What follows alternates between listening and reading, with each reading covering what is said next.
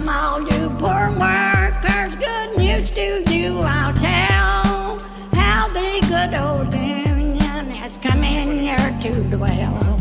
A battle in the heart of Alabama caught our attention. Coal miners in one community, they've been on strike now for months. Working as long as 12 hours a day, 7 days a week, in some of the most dangerous conditions. I really think that the labor movement is the single greatest force for democracy in the history of the United States. The story of Alabama is a story of not just resilience, but of militancy. I say no contract, you say no code. No contract, no contract. If we ain't all free, ain't none of us free. You're listening to Alabama's only union talk radio show, The Valley Labor Report, with Adam Keller and Jacob Morrison. Hello, Tennessee Valley. This is The Valley Labor Report. My name is Jacob Morrison, here with my co-host and fellow agitator, Adam Keller, and we are broadcasting live online and on the radio from the heart of the Tennessee Valley, the Spice Radio studio in Huntsville, Alabama. Today, Tim James is done playing with the striking coal miners, while Katie Britt is endorsed by their boss. EPA workers begin contract negotiations, the cops are out of control, and more on the show today. If you haven't gotten enough of us by the time that we wrap here on the radio, then you can find us online. We're everywhere you find anything online. We are on Facebook. We are on Twitter. We're wherever you get your podcasts. Newly on TikTok. You can just search all of those places for The Valley Labor Report and find us there. Just a reminder, your support helps us stay on the air. Our largest single source of funding comes directly from our listeners, so it really does make a difference, especially given that we have to, unlike podcasts and internet-only media, we basically do the radio portion of the show as paid programming, right? So we are giving stations money to be on the radio because we think it's valuable to reach an audience that isn't going to just find us online. And that costs money, which does not go into my pocket. It doesn't go into Adam's pocket. It basically, we basically, all the money that comes in goes towards the running of the show. And so it really does make a difference when you support the program. We had 5 or 6 months where we were at or a little bit above breaking even, which was really great. And we ran a bit of a deficit in May, and we're projected to run a bit of a deficit in June. So your support of the program individually really does help. And if you're a member of a union, you should think about getting your local to sponsor the show. Our largest single source of funding comes from our listeners, but we could not do it without our local union, international union sponsors. Absolutely could not be done without them. So if you think that what we're doing is valuable, then consider supporting us yourself, or and especially getting your union to sponsor the show. That would really help. And you can do that yourself on TVLR.fm or patreon.com/The Valley Labor Report. You can also buy our new hat there as well on our website, tvlr.fm. And I do, while I'm kind of ad-libbing, I want to just thank the people that make it possible to do the program. We've got, the people who are the most visible are going to be me and Adam, obviously, because we're the ones on camera. But we've got a pretty cool group of folks in the background, kind of helping us do stuff. We've got Mike Bailey is a retired audio engineer. He comes out of the radio industry, and he does our audio, like he cleans up our audio after the program and sends the recording to all of our affiliate stations that we're not live on, but that we send a recording of the program to. He takes care of that for us, makes it sound a little bit better. He puts it up on the podcast feed, and he cleans up the audio for our video editor to marry to the video. Our video editor is Joe Harrison. He's been the one for the last 6 months doing our videos on YouTube, and recently in the past couple of weeks on TikTok. He's the one that does all that. Our new graphics that are great, That's all Joe. That's all Joe Harrison. He does a fantastic job. I mean, with the graphics and stuff, I used to be the one to do the thumbnails. And literally the first thumbnail that Joe Harrison ever did for us on YouTube, I got a text from David, just a terrible person, this guy, David. He texts me. I'm going to tell him you said that. He texts me, this guy, the nerve of this guy.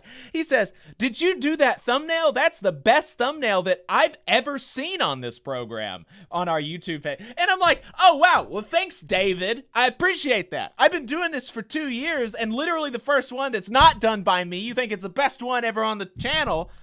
Anyway, that's Joe. So he's the one doing that. Very cool, just fantastic, really talented guy. Ben Job, of course, with Spice Radio. He helps us out with some tech stuff. You know, me and Adam, we're not professionals. He helps us out here in the studio when we need some help. Couldn't do it without Ben. Could not do it without Ben. Jeff Michaels in Athens, making sure that we're able to go out to the good folks in the audience at WVNN. Teamwork makes the dream work, and many hands make light work. And it's just been, as we've gotten more people into the project, it's really taken a load off of me, and I think it's been able to give everybody a better product, better content than we were putting out 2 years ago, because we have people that are kind of specialized and that know what they're doing, and so it's really cool. And I am like genuinely really just beyond appreciative to the people that help us do the program, kind of behind the scenes. Absolutely. We've got a phone number if you want to call the show, if you want to be a part of the program. The phone number is 844-899-TVLR. That is 844-899-8857. 844-899-8857 is the program. Anybody can call in, be a part. And I wanted to start the program talking about Tim James. This guy. You thought you'd heard the last of him. Well, I mean, basically you have, but I want to talk about him because I am really, really aggravated at this guy. Tim James lost the Republican gubernatorial primary election a couple of weeks ago. Got crushed, coming in third place for the third time, actually, in a Republican primary. He has run, this is the third primary. He ran for a primary, I think, for governor in the other two as well, in 2002 and then in 2010. And in all three of these, he's come in third in the Republican primary, which is just fantastic. I love it. Coming in third after such a strong performance from Governor Ivey that she avoids a runoff. Governor Ivey did not go to a runoff, so she's going to be governor. And he finished behind no-name Linda Blanchard. Who is that? I don't know. You don't know. She's a nobody. She bought an ambassadorship to Slovakia or Lithuania or whoever, like wherever the hell, who cares? I'm sure she's quite the expert on Eastern Europe. I'm sure she's just totally, I'm sure she's intimately familiar with the internal politics of, you know, Slovakia or Slovenia or Lithuania, whatever. I'm sure she's super aware. And it wasn't just that she was a big donor to the Trump campaign. But that's where she got into politics, is that she was a no-name bought ambassador to Slovenia. And she beat Tim James, who has been in Alabama politics for decades, whose daddy was governor, and she beat him. This nobody beat him. So that's very funny. But one of the things that made him interesting as a potential governor, as a potential Republican governor, was his support for striking coal miners in Brookwood, Alabama. He said, "I've never seen anything like it." He said, "This is corporate greed like I've never seen before." he reiterated multiple times how much respect he's got for these coal miners and how Alabama politicians are leaving them behind and sucking up to out-of-state private equity firms like BlackRock. BlackRock-owned Warrior Met. He seemed really passionate about it. He made real concrete commitments on this program to the coal miners.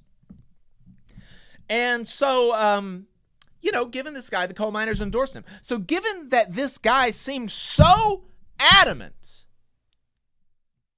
that it's important to support these coal miners, now that he's lost the election and presumably he's got so much time on his hands, I would assume he would be doing something for them rather than slinking back to his private toll road construction company and out of the public eye. I would just assume, if you actually give a damn about working Alabamians, that now that you've got all this free time, since you're not running around trying to convince people to vote for you, that you would be focusing a little bit of your attention on this issue that nobody else in conservative politics in the Republican Party on talk radio is talking about. I would assume that just a tiny bit, 1% of your time and energy and resources would go towards this issue. So immediately after the election, I decided to hit him up to ask him what he plans to do to support the coal miners. There's a big way that wealthy individuals, that people whose daddy was governor, like Tim James, there's one way that he could support them, and that's making a big donation to their strike fund. This guy has a net worth presumably of like millions of dollars.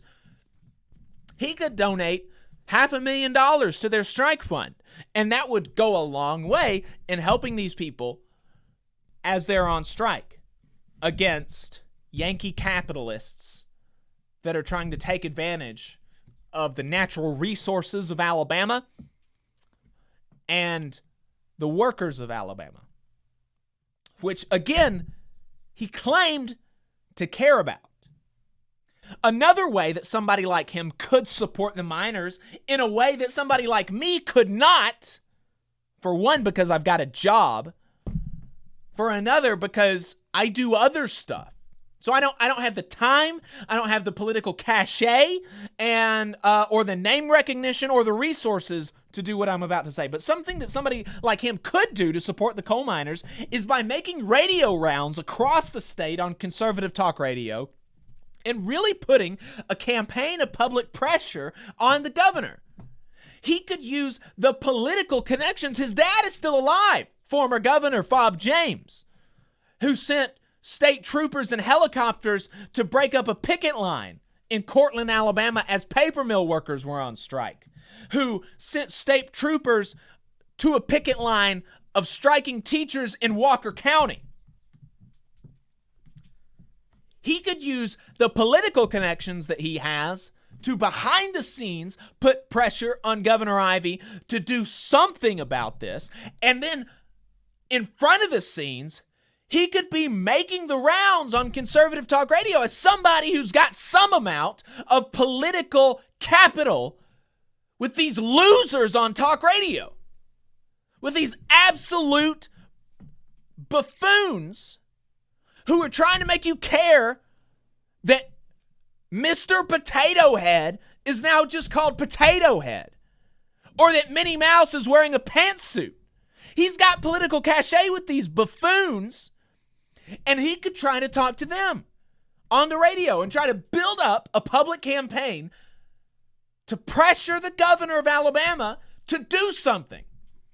And he's not doing that. He's got time, he's got money, he's got friends in high places. And he's not doing a damn thing about this. And I mean, look, folks, I genuinely, I'm doing this segment now a couple of weeks after the election because I genuinely hoped that if he didn't have something in the works already, that maybe asking him about it, because again, it doesn't take much time or resources for somebody like him to do what I'm talking about. I was genuinely hoping that maybe if he didn't have something in the works already, that maybe my asking him would spur him to say, oh, yeah, you know what? That's a good idea. That's a good idea. I should do that. With all this time that I've got on my hands now that I'm not going to be governor.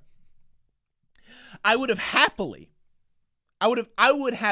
giddily, with bells on, highlighted the work that he would have done. And I would have even been willing to attack Democrats for not doing it themselves, which I will. I'm going to be pitching to some outlets an op-ed about the Biden administration's lack of action. Because, of course, it's not just Ivey. Where's the Biden administration been? This is a guy supposed to be the most pro-labor president, he wants to say, in history, at least since FDR. And we've got a strike, a coal miner strike in Alabama. I mean, just politically, it's such a winner. It would be such a winner for you to come down and walk the picket line with these people in Alabama, to come down and do a rally in Alabama, to start an investigation into Warrior Met with MSHA or with OSHA or with the SEC, or just do something, put some kind of pressure on. So, look, it's not just Governor Ivey, but we're in Alabama and we're talking about the Republicans right now. So I would have been willing to do that, and that's still the case, and I will do that, and I have done that, and I will continue to do that. But I would have happily highlighted the work that he does, that he would have done, that I hoped he would do to support these coal miners. And I would have not been highlighting the differences that we have as he does this. Because I don't care kind of what other politics that you might have. If you're supporting working people and you're not supporting working people as a veil to divide working people, then I'm happy to kind of lock arms with you on a single issue. So, I emailed his campaign press person. No response. I called her, got in touch with her. She said she'd pass the message on. Nothing. I found his private toll road company and sent an email there. Nothing. I found what I believe to be his son and his son's. I found what I believe to be his and his son's phone number. And I got a message on a voicemail that says, this is Tim James, blah, blah, blah, blah, leave a message. This is Tim James Jr., blah, blah, blah, leave a message. I left 2 messages on both of their phones. Nothing. I followed up on his private toll road company, construction company email. Nothing. Radio silence from him after all these attempts to contact him through his campaign, through his losing campaign, through his campaign press person, through his personal phone number, through his company email, through his son. Nothing. The only logical conclusion that you can draw from this is that Tim James is a fraud. Tim James does not care about Alabama. Tim James does not care about her workers. And all his bluster at the Mine Workers Union Hall, where he said, this situation is nothing like I've ever seen before, in his plantation owner Montgomery accent. This is nothing like I've ever seen before. This is unparalleled corporate greed. That was all BS to try to scramble together a coalition to get elected. That's all it was. It was just another no good, no count politician trying to make us working folks believe that he cares a lick about you and me.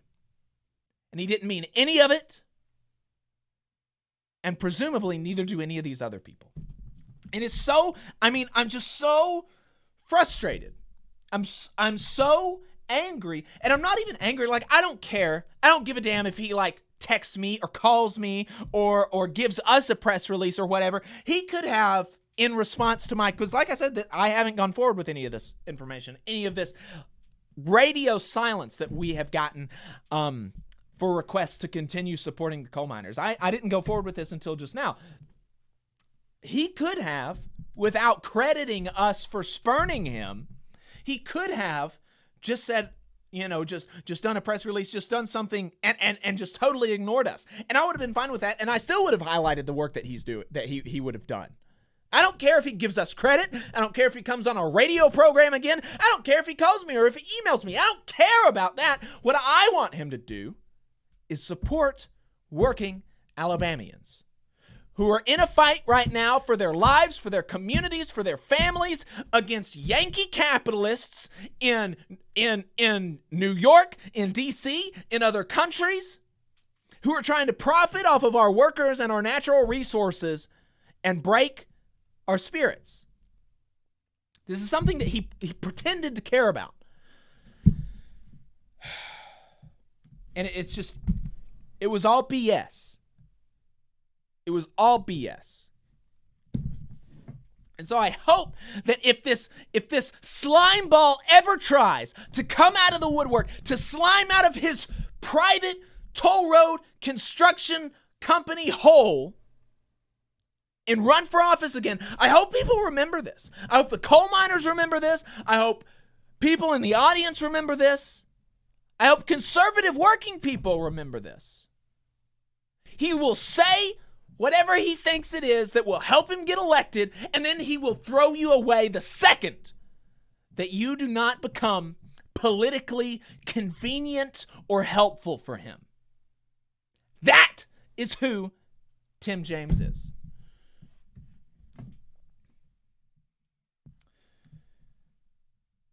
The phone number is 844-899-TVLR if you want to join the show, if you have anything to add to that. I can't help but chuckle a little bit. Way to go. I see you're fired up about Tim James, and I don't blame you. Good example of the pandering that these politicians do to try to get the support of ordinary working class people. Yeah. Yeah. I mean, it's just, it's totally, it's just nothing. It was all lies, just a big nothing burger to try to get working people to believe that he was on our side. He's got a lot of peers. Yeah. That's for sure. Because he really just exemplifies most politicians, certainly most politicians in Alabama, that's for sure. Yeah. So, Tim James is not in office. He doesn't have power. So let's talk about somebody who is presumably going to be in office here in a while. Possibly. Certainly seems most likely. Certainly seems likely. She just got Trump's endorsement, which is very funny. Katie Britt. And Tim James is not the only person pretending to give a damn about coal miners, even though he's done it most explicitly. But Katie Britt has joined in on the fun. She has not mentioned, she has steadfastly refused to acknowledge the strike, the longest strike in Alabama history, involving 1,000 coal miners and their families. But she does want to pretend to care about coal miners, kind of just as a general group. She even said in a statement, "I'll always stand up for our state's mining communities and make sure that no one is ever forgotten in Alabama." Oh, really? Wow. When? When? That's interesting. We're waiting, Katie. Yeah. That comes from a statement. I mean, ensure that no one is ever forgotten in Alabama. Like, you are actively ignoring what should be the biggest story in the state right now. Coal miners in rural Alabama being screwed over by Yankee capitalists. I mean, what other story is there, frankly, as it relates to Alabama politics? Like, what other story of relevance is there if you're not talking about that? That I'll always stand up for our state's mining communities and make sure that no one is ever forgotten in Alabama. That comes from a statement that she made when she was accepting the endorsement of the Alabama Mining Association, which is the council of bosses in the mining industry in the state, of which Warrior Met Coal is a part. Far from Alabama coal miners endorsing her, she has received the endorsement of their bosses, many of whom, let's remember, when she's talking about Alabama's mining communities as it relates to receiving the endorsement of the Alabama Mining Association, these people don't live in Alabama. The people that she's being endorsed by by and large, when we're talking about the people that hold the power at Warrior Met, these are Yankees. These are people that live in New York and D.C. and hobnob with politicians, with Joe Biden, with Larry Finkel. These are the people that she's receiving the endorsements from. She's not receiving endorsements from Alabama coal miners, the workers, the people that actually pull the coal from the ground, the people that actually create value. She's receiving the endorsement of the people that don't do any work and take all of the money. She, just like Tim James, does not give a damn about you, Alabama worker, Alabama coal miner, but she will ever so tepidly invoke your name where she feels that it is politically expedient while she courts the endorsements of the very same carpet-bagging coastal elite billionaires that want to send you a mile underground for longer periods of time, for less pay, for fewer benefits, while they are above ground on golf courses, brown-nosing politicians and regulators to try to pull apart and rip to shreds the few remaining strands of protections that you have as a worker, as a coal miner. That's who she is. That's who she's being endorsed by. And this is the person, that former Trump advisor Steve Cortez calls an economic populist.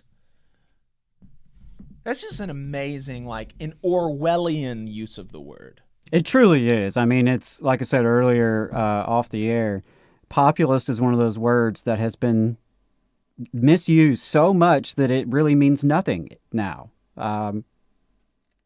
How can you lay claim to the legacy of populism in this country? Populism would have been the white and black farmers organizing together, the sharecroppers organizing together against big capital in the late 1800s. Populism was the labor movement organizing in the auto industries and the rubber industries throughout the 30s who helped get us the New Deal. That's populism. And to pretend that someone like Katie Britt, former head of the Business Council of Alabama, the people who are your bosses, that this is a populist, what population are we talking about here? Because it's clearly not the rank and file working people of this state. Yeah.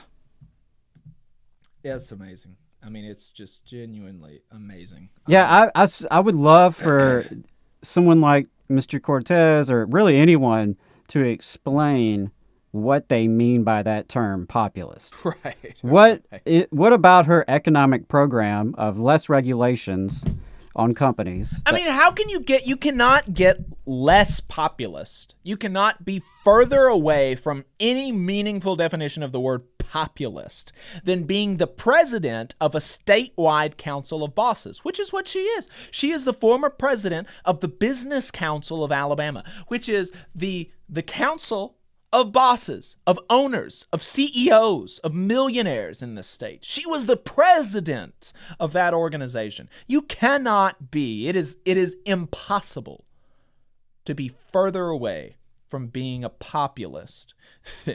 Right. I mean, it's just totally meaningless. It's like, being a warmongering pacifist. It doesn't make sense. Totally meaningless.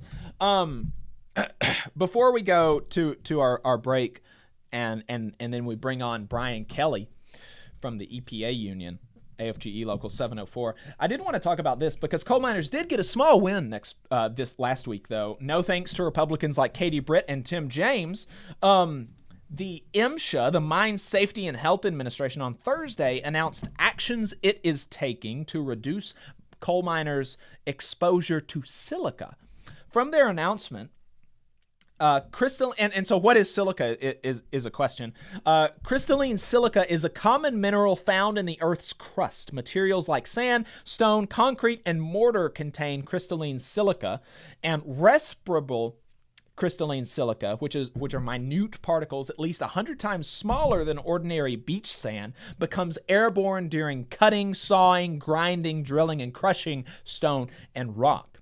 And without proper protections, this is still from the Department of Labor's announcement, without proper protections and engineering controls in place, miners can be exposed to dangerous levels of crystalline silica particles, which increases their risk of developing serious silica-related diseases. These conditions include incurable lung diseases such as coal workers' pneumonia, black lung, progressive massive fibrosis, which is the most severe form of black lung, silicosis, lung and other cancers, and chronic obstructive pulmonary disease and kidney disease.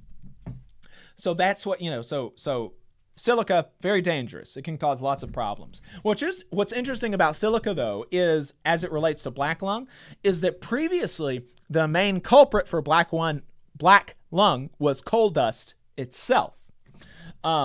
But in their statement about this new rule that MSHA will be, or about the new action that MSHA is taking, the UMWA points out that coal seams have become deeper and thinner, meaning that miners are cutting through more and more waste rock to get to the actual coal, and the waste rock is high in silica. So, there have been a lot of protections around coal dust because that was the main culprit before, but now as we're going deeper and deeper and further into thinner and thinner coal seams, there's kind of new dangers, new causes of black lung, and that's silica. The University of Illinois in Chicago has an interesting article summing up some research on black lung and silica from the last 20 years or so. From that article, before 2005, when the increase was first reported, the increase in black lung, because from the 1970s to the early 2000s, black lung cases decreased dramatically as worker power created more safety regulations in union contracts, and at the federal and state level, cases of black lung decreased rapidly.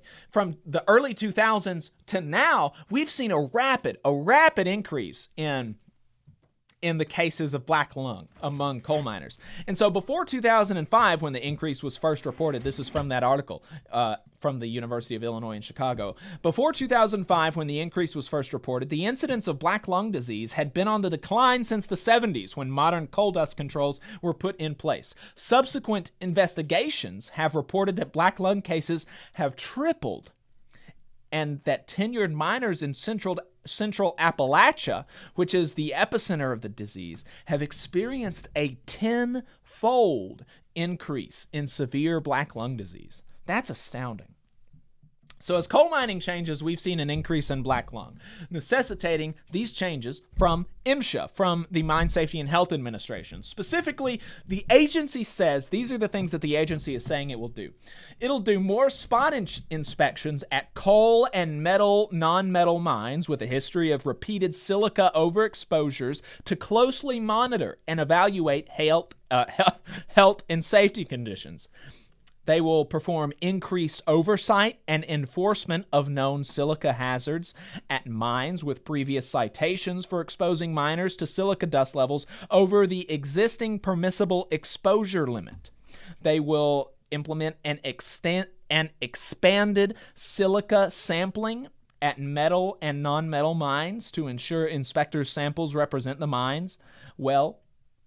They will have a focus on sampling during periods of the mining process that present the highest risk of silica exposure for miners, and they will be reminding miners about their rights to report hazardous health conditions, including any attempt to tamper with the sampling process. So this is all to limit the damage that is done while MSHA comes up with a new standard for silica. They're looking to create a new rule, and so this is all the things that they're trying to do to limit the damage in the meantime. The UMWA is applauding this move, saying in a statement that more than 100,000 coal miners have lost their lives to the effect of black lung, and we've seen a significant rise in black lung cases among younger miners for several years now, said International President Cecil E. Roberts. It is good to know that MSHA is stepping up enforcement of silica exposure as it prepares a new rule for controlling silica dust. We know what causes black lung and how to prevent this deadly disease from stealing the lives of our nation's coal miners. We thank the Assistant Secretary for his leadership on behalf of the miners. So that's some good news. Nice to get some good news that the government is going to actually be doing what it's supposed to do and enforcing some regulations. Yeah, that's some good news for sure. So let's go ahead and head to a break really quick. On the other side, we are talking to Brian Kelly. He is Vice President of AFGE Local 704, representing 1,000 EPA workers in the Great Lake states. We'll be right back. Hometown Action is a grassroots organization building a multiracial working class movement for racial, gender, economic, and environmental justice in Alabama's rural communities. We stand in solidarity with Alabama workers and are proud to support the Valley Labor Report's efforts to inform and build the Southern worker movement. Please visit hometownaction.org and follow our social media channels at Hometown Action to learn more about how you too can get involved to make the South a better place for all workers. Solidarity, y'all. IBW 558 is like a great football team. You've got to have the aptitude, skills, and knowledge to outperform the competition. If you're a non-union electrician, now is the perfect time to get off the sideline and join our team. We have the absolute best wages and benefit package in North Alabama and Southern Tennessee. It's because our team stands together, bargains together, and our families benefit from it. With immediate openings, you have the opportunity to see why the IBW is the right choice. Energy Alabama is a locally operated and membership-based nonprofit organization focused on advancing Alabama's clean energy future through education and advocacy. Many people in charge of infrastructure and building decisions simply don't know about how viable clean and renewable energy is. To that end, Energy Alabama has provided instruction to more than thousands of adults and tens of thousands of K-12 students across the state. We're working hard to build careers in clean energy and help everyday Alabamians save money on their utility bills. Learn more about our work and how you can join us at energyalabama.org. Support for the Valley Labor Report comes from the International Federation of Professional and Technical Engineers Union. Learn more by visiting www.ifpte.org. The attorneys at Maples, Tucker & Jacobs have stood with the working people of Alabama for over 40 years, providing skilled legal representation for your workplace injury claims. When you are injured on the job, it can be a scary time. The attorneys at Maples, Tucker & Jacobs have the experience to guide you through the process to make sure that you and your family are properly taken care of and your rights are protected.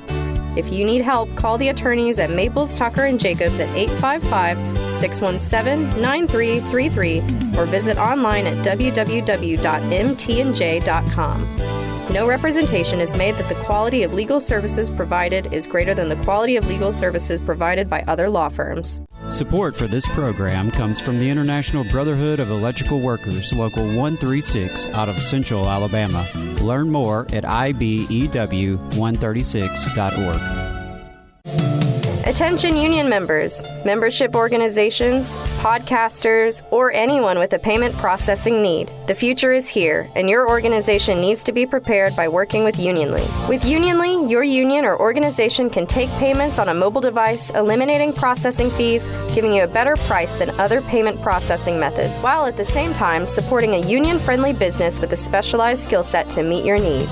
Your members will thank you when they pay their dues at their convenience without waiting in line to deposit cash or check. Start preparing for the future today by calling 206-595-8631 or visiting unionly.io.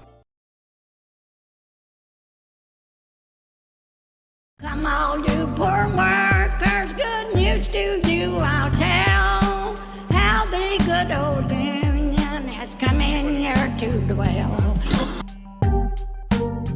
Wealth, all wealth should go to labor, and you are listening to the Valley Labor Report. My name is Jacob Morrison. My co-host is Adam Keller. If you've got anything to add, give us a call or send us a text.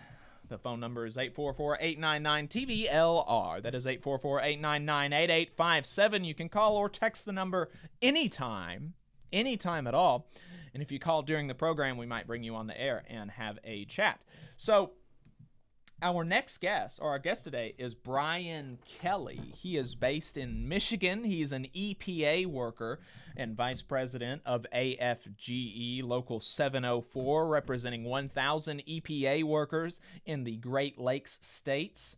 He's also been an emergency responder and done work in the South responding to Katrina and Rita, anthrax, the BP oil spill, and more. So, as you can tell, he's a busy guy. So, Brian, thank you very much for taking the time to talk to us. I appreciate it. Yeah, absolutely. Jacob, Adam, thanks for having me on. I'm a relatively new listener to your program, but that's only because I didn't know about it. I thought your guest a couple weeks ago talking about climate change and class warfare. I thought that was really, really good talk. And I've really become educated on the United Mine Workers strike there. I think it's at, 436 days.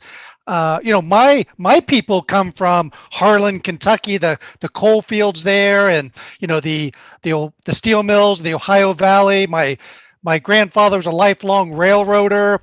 My wife's family works in the auto industry. So I am very much in solidarity with industrial workers. I have contributed to the strike fund down there. And let me say clearly that the EPA workers at 704 support the mine workers on strike there. We are absolutely in solidarity with them. That's fantastic. I really appreciate that. It means a lot. And the mine workers have, I think that there's been a lot of support from potentially unexpected places, maybe at least unintuitive places. The Sierra Club wrote a $10,000 check to the Mine Workers Strike Fund.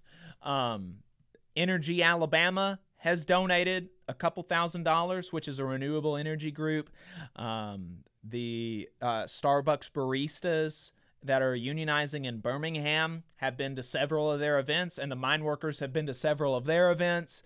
There have been, there has been a lot of support from working people for the miners, and like I said, from some potentially unintuitive places, and that has been really, really heartening to see. I love to see that and see people recognizing that we've got way, way, way, way more in common as working people. Even if we, even if I work in an office and you work in a coal mine, like we've got way more in common than the people above us, than our bosses. Yeah, and as you mentioned, I'm based and live in Michigan, which you would call me a what? A Yankee. That's right.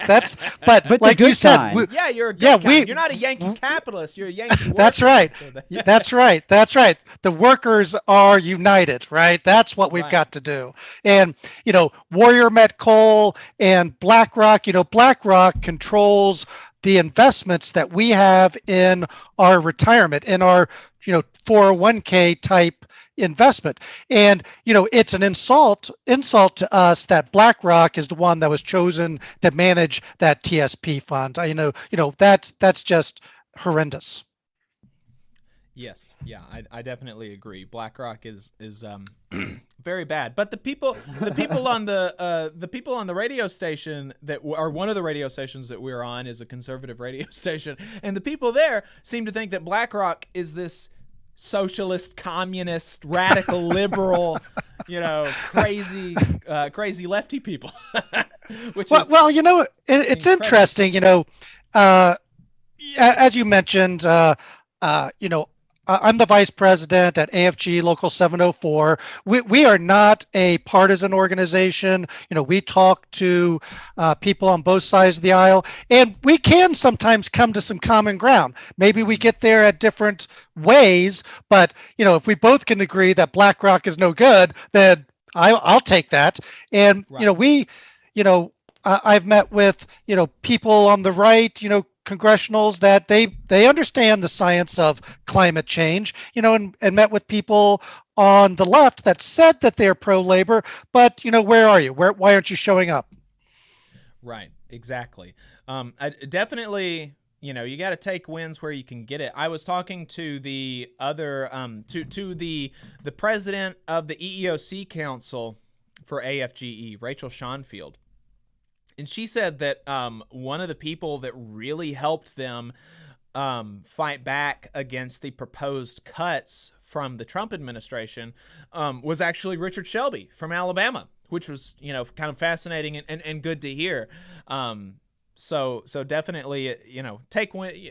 We have to take wins where we can get it, and I do try to make it a point to highlight when Republicans do, because for one it's pretty easy because it's so rare, but but when Republicans do something that's good for working people, I definitely want to highlight it and absolutely encourage more of that. So, I wanted to get you on the program to talk about the EPA negotiations and some of the fight that y'all had as EPA workers with the Trump administration, and even to a certain extent the fight that y'all are still having to have against the Biden administration. But before we get into that, just give us a kind of an elementary explanation of the EPA. What is it? What do you do? Yeah. So, do you guys know who created EPA? Richard Nixon, right? That's right. Richard crazy. Nixon. Environmental protection has not always been so partisan. I mean, you look at major environmental progress under the Reagan administration, you see President George H. Bush talk about internally, at least, about climate change. There were major improvements to the Clean Air Act under George H. Bush. So it has not always been partisan. But backing up, so Richard Nixon in 1970 created the Environmental Protection Agency, and the mission is pretty simple at the top. Ensure that Americans have clean air, clean water, and clean land. I mean, that's the mission. Congress writes the environmental law. EPA then develops the regulation that implements that law. Now, what most often happens, though, is that EPA will set a national standard, and then states and tribes will then implement those standards. So there in Alabama, you have the Alabama Department of Environmental Management, which would be our colleagues there that would implement those federal rules. So that is it in a very short nutshell. Gotcha. And so what were some of the, we can imagine that there would be a conflict between the Trump administration because, unfortunately, protection of the environment has become more of a partisan issue over time. And so we can imagine that there would be some conflict between the Trump administration and EPA workers dedicated to the vision that you just laid out, dedicated to a vision of protecting workers, protecting communities from the tyranny of bosses and corporations who do not care about their workers and the communities that they're in. So what were some of the highlights of the conflicts that y'all had with the Trump administration? Yeah, I mean, it was really unprecedented. I've been at EPA for 20 years under both terms of George W. Bush, the 2 terms of Obama, and the Trump administration was unparalleled in their attacks on federal workers and specifically EPA workers. They imposed a contract on our members without negotiations. It was a very punitive contract. It limited our ability to use official time. It cut us off from collecting dues from members. It was so petty that, they threw us out of our office in downtown Chicago. We could not even put a bulletin on the board in the lunchroom. It was very, very punitive. But I have to say, though, that, it empowered a lot of us, though. It did not cower us in the way that I think they meant to do it. I mean, I have been a union member for my entire time at EPA, but I wasn't really out involved. I mean, like you said, I do a lot of emergency response work. I'm traveling, but I really felt like this was too much. So, we fought those illegal orders in the halls of Congress, talking to both sides of the aisle. Again, without the support of Republicans, we could not operate at EPA. Without the support from both sides, the union couldn't make progress. And so we fought in the halls of Congress, in the media. We had worker actions that, we would show solidarity. We went to the Federal Labor Relations Board. We fought each and every day to, represent our members. And really, it culminated in that turning point when the Biden administration came in. They signed executive orders that rolled back those illegal directives from the Trump administration. And, I was very, overwhelmed and pleased to see that, the executive order that Biden signed says it is the policy of the United States to protect, empower, and rebuild the career federal workforce and to encourage union organizing and collective bargaining. I mean, that's just been, a phenomenal statement coming out of the administration. Now, that it's still not been easy. It should be like the president says that we should be rebuilding the career federal workforce, that it is the policy of the government to encourage union organizing empowerment. But, we still have the same managers that were there under the Trump administration that very quickly, they quickly imposed those unilateral contracts. They very quickly kicked us out of our office. They very quickly moved to cut off our dues, to reduce official time. They moved very quickly to do that. But now that the Biden administration is saying that, hey, we're going to take a different direction, they're very much slow rolling those things. They are not acting with that urgency that they did when they were trying to, really control us. Right. Why do you think the Biden administration is allowing that to happen? I wish I knew. One of the things that we do is every year we go and meet with our congressional representatives for almost all of Region 5, which is those Great Lakes states. And, I ask, members of Congress, why do you think this is happening? Why aren't we making more progress? And, I don't really know. I was talking with the national president of AFGE, Everett Kelly, and, talking to him like, why aren't we making more progress? And, I have not gotten a real good answer about why the Biden administration is not, fulfilling what they say that they're going to do. They said empower unions, assist in organizing. Why aren't they doing that? I don't know. Right. Well, and so your contract negotiations for the EPA begin tomorrow, and some of your goals for these contract negotiations are to try to put some of the to try to do everything you can to insulate yourselves from another Trump administration, right? Yeah, so a Trump administration specifically, but whether the president appoints the head of Exxon or the head of the Sierra Club, right? We don't want bias injected into what the agency's mission is. So we're looking at a number of things, and it's one of the things is about like workforce and diversity. EPA, a lot of people think EPA is this huge organization that has inspectors all over the place, but EPA is tiny.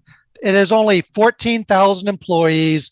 That's the same level as 1988, and adjusted for inflation, EPA's budget is still at 1980 levels.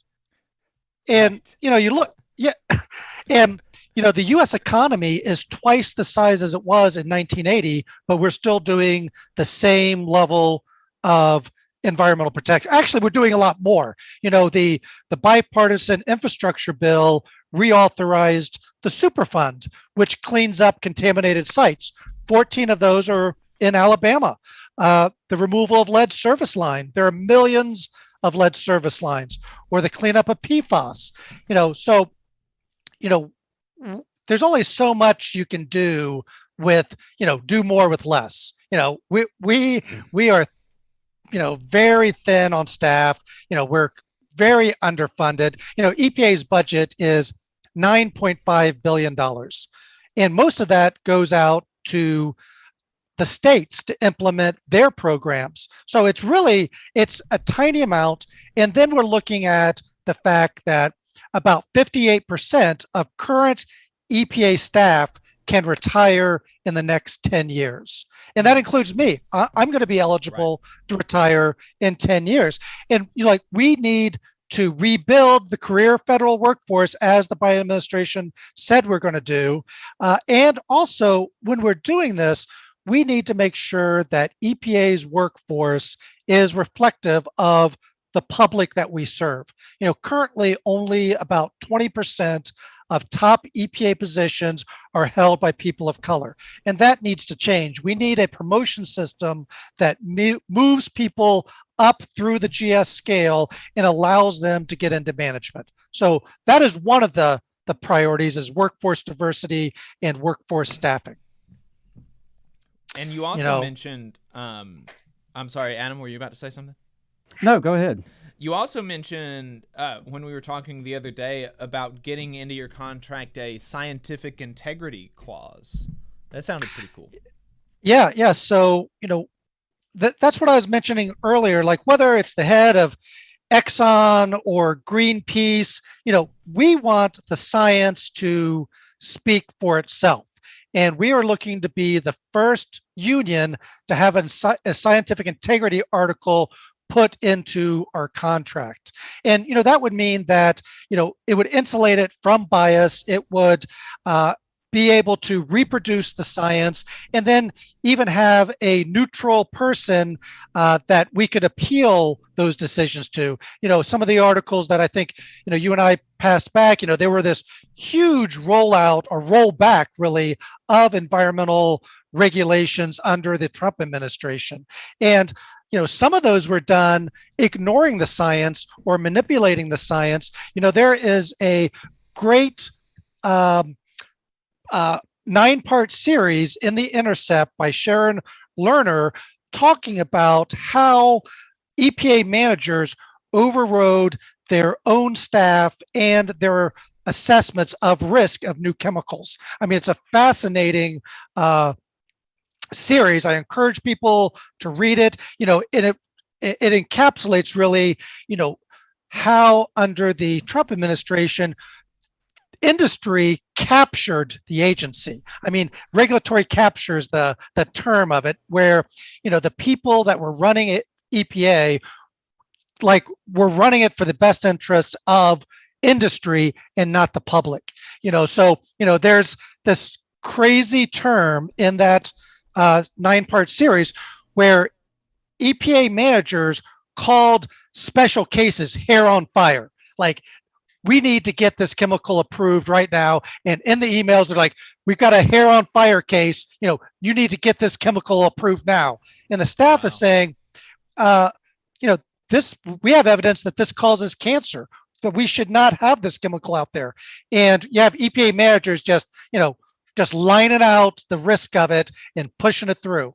And that's where we've got to stop. We cannot have that happen, and that is something that we feel is critical to get into our contract. We had a kickoff meeting last Monday to rally our members, to get to tell them what we have at stake. We had Congresswoman Rashida Tlaib was there, and then Tim Whitehouse from PEER, which is the Public Employees for Environmental Responsibility. And PEER is the one that's representing the whistleblowers in that article that Sharon Lerner has out there. Tlaib has been a pretty big ally for y'all in Congress. Is that right? She absolutely has been. Under the Trump administration, when they have, we're taking these actions against us with the unilateral. When I had an office closer to where I live now, under the Trump administration, they chose to close that office and move me further away. She was an advocate trying to keep that office open. She was an advocate in Congress for worker rights. She shows up at our our rallies that we put together, during the budget shutdowns that we had under the Obama administration. She came out and rallied with us.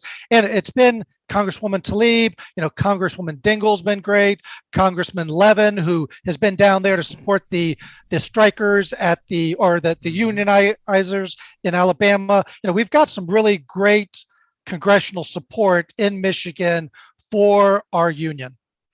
That's great, and I didn't mean to, and I wasn't planning on asking you this, but you don't have to answer if you don't want. But Andy Levin and Rashida Tlaib are both facing primaries from more the Democratic majority for Israel, actual Republican funders, Bakari Sellers backed PACs are trying to primary both of those folks. How's your union and the people in Michigan responding to that? So I can tell you that our union has come out and endorsed Rashida Tlaib, and we have endorsed Congresswoman Debbie Dingell. So those two we've already endorsed. I love Congressman Levin. I also love Congresswoman Stevens, who are in the same district now. So it's a tough thing there. But we've come out very strongly for the second election cycle in the year for Congresswoman Dingell and Tlaib. Gotcha. Well, hopefully they are able to. Hopefully they're able to prevail. How are you feeling going into contract negotiations on Monday? That it should not be this hard. That it should not be this hard when you have the backing of the President of the United States, and you can hold up an executive order saying that the agency should encourage unionization and organizing. So it's tough. One other thing I want to talk about with the contract, though, is climate change. We believe that, and you don't have to just take it from the EPA union. The Department of Defense calls climate change a direct threat to national security. And we've got to move at the Department of Defense, right? right. Yeah. They're not known to be a bunch of tree huggers over, in not Quantico, but Lejeune and, things like that. But we have to act now just to even limit the effects of climate change. And we want President Biden to declare a climate emergency so that he could use loan guarantees for renewable energies, that we can, reduce the carbon footprint at federal agencies and, the projects that federal agencies outline. So, we believe that climate change is an existential threat to humanity. At the same time, though, that we believe that you have to take care of the workers that will be affected by this and bring them along, as your guest said a couple weeks ago. Mm-hmm. Right. Yeah, couldn't agree more. And hope y'all are able to secure something like that. You said you're based in Chicago? So our union is based in Chicago. That's where the region's headquartered, but I'm outstationed in Michigan.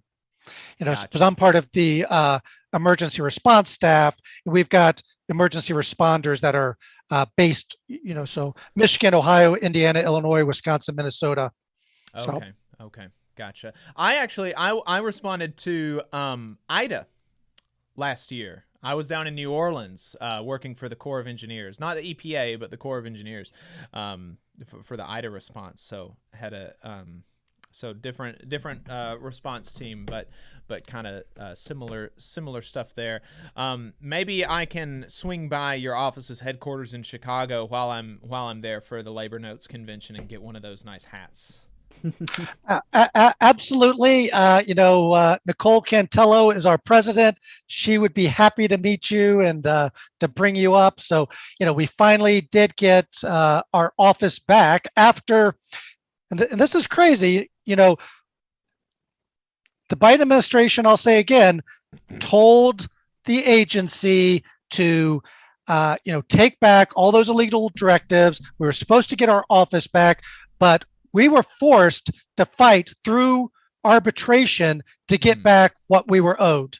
I mean, it's crazy. It's disheartening, and we're going to fight like hell coming up on Monday, but it's not going to be easy. It shouldn't be this hard.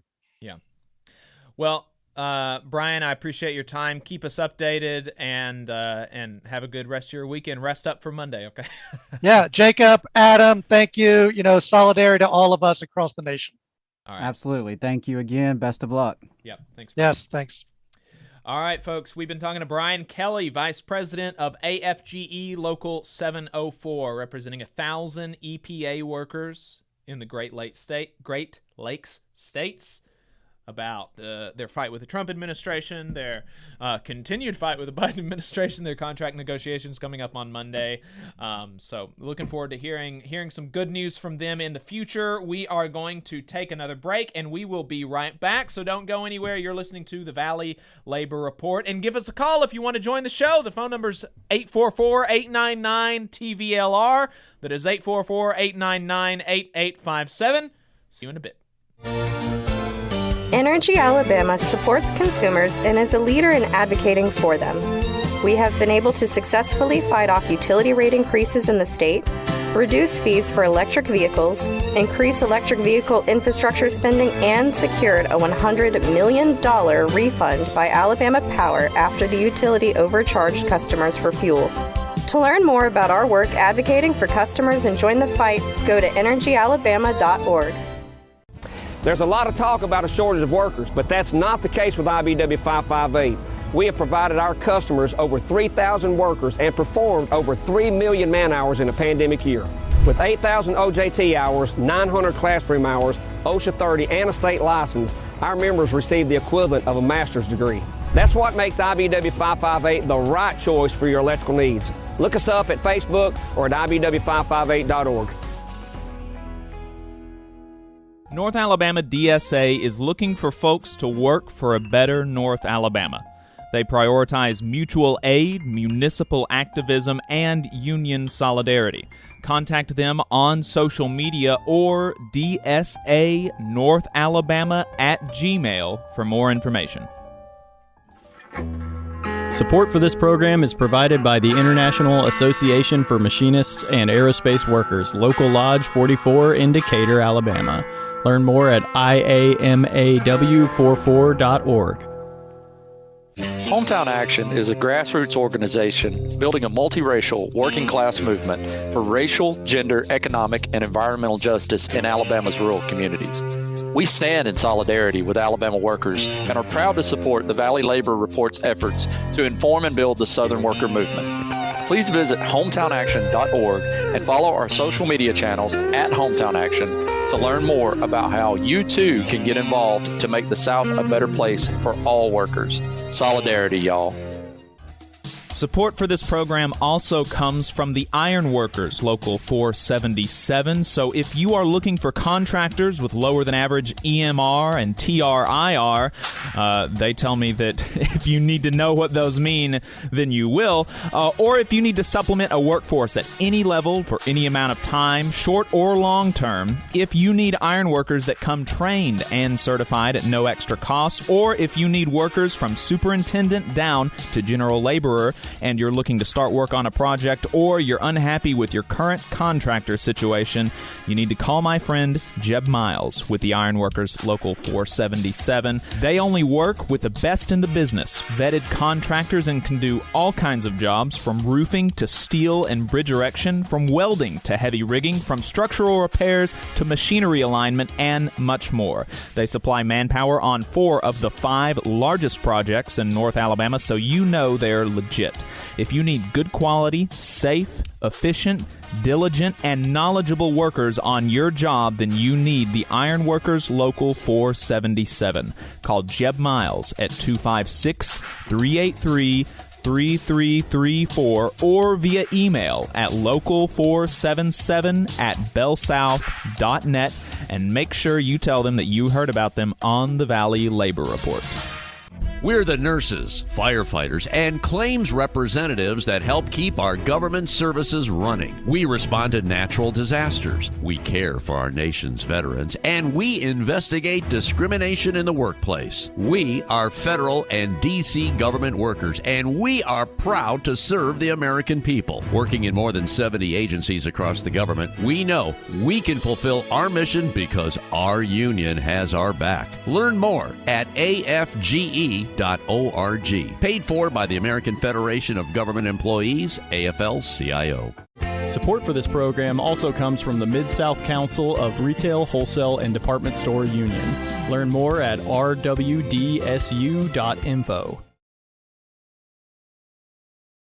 Come on, you poor workers, good news to you I'll tell. How the good old union has come in here to dwell. Alabama's only union talk radio show. This is the Valley Labor Report. My name is Jacob Morrison. My co-host and fellow agitator is Adam Keller. We are broadcasting live online and on the radio from the heart of the Tennessee Valley, the Spice Radio Studios in Huntsville, Alabama. We just had a great conversation with Brian Kelly, Vice President of AFGE Local 704, representing 1,000 EPA workers in the Great Lakes states. We also talked about Tim James and Katie Britt earlier in the program. Talked about some wins coal miners are getting from the Mine Safety and Health Administration. No thanks to people like them. If you missed any of that, not to worry. Not to worry at all, because we upload everything online. You can find full episodes wherever you get your podcasts, on Facebook and on YouTube. Just search for the Valley Labor Report. You can also find clips on YouTube, on Facebook, and now newly on TikTok. We are newly on TikTok. We're uploading clips of the show to all of those platforms, Facebook, YouTube, and TikTok. So you can find us there at the Valley Labor Report. I think we're TVLR FM on TikTok, but searching for the Valley Labor Report should bring us up on TikTok as well.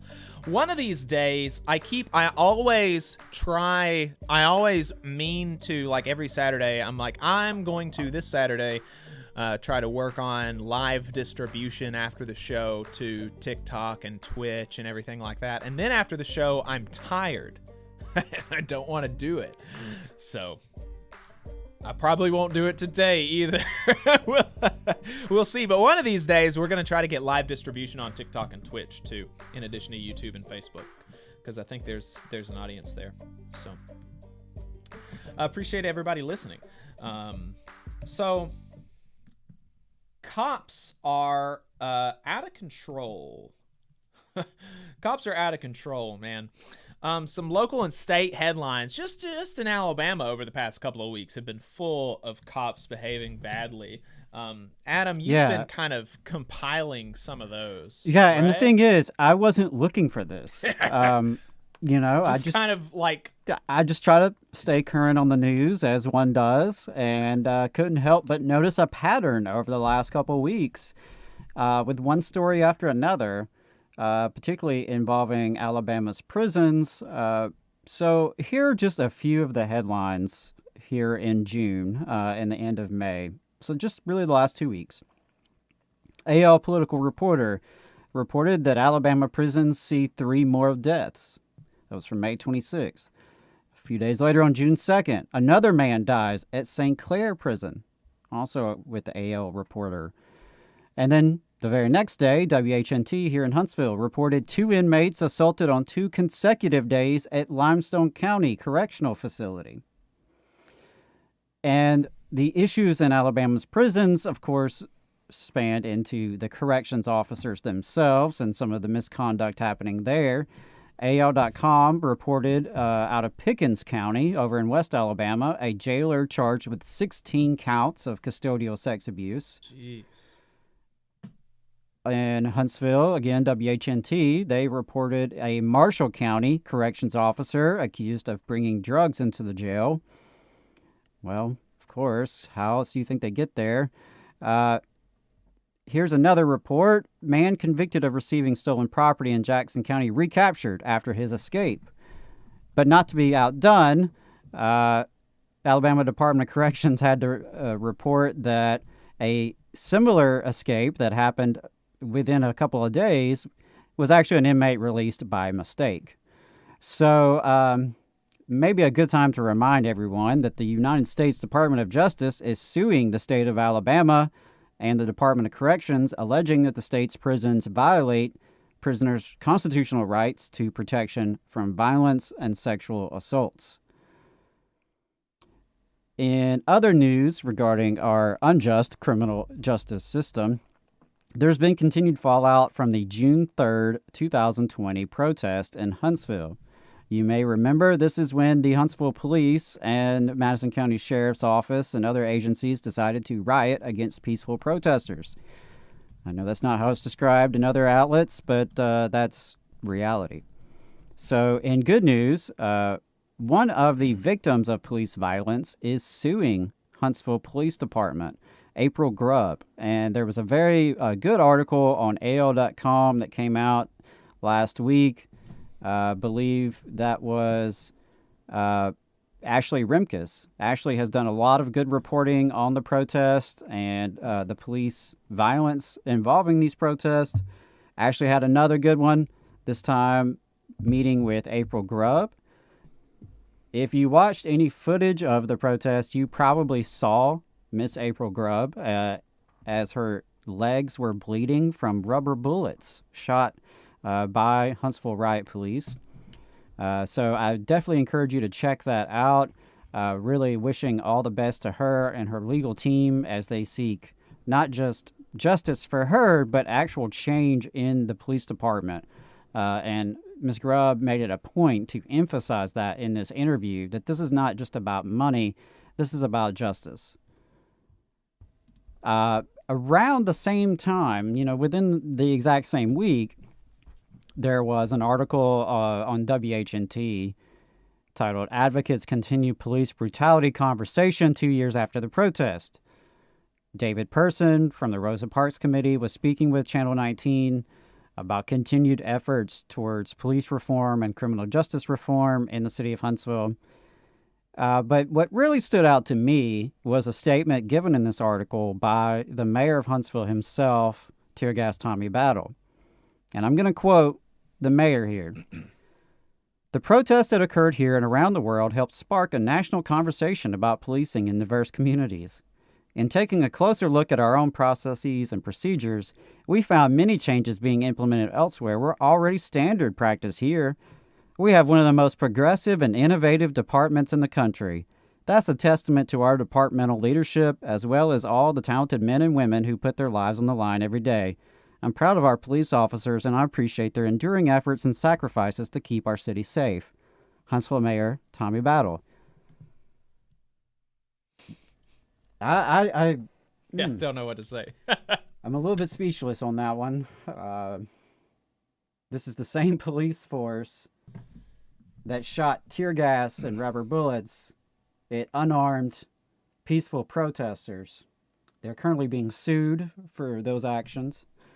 The same police department has a history of abuse, a history of actual murder, A history of defending murder. a history of defending the murderer, and applauding the leadership of the police chief who sanctioned said murder.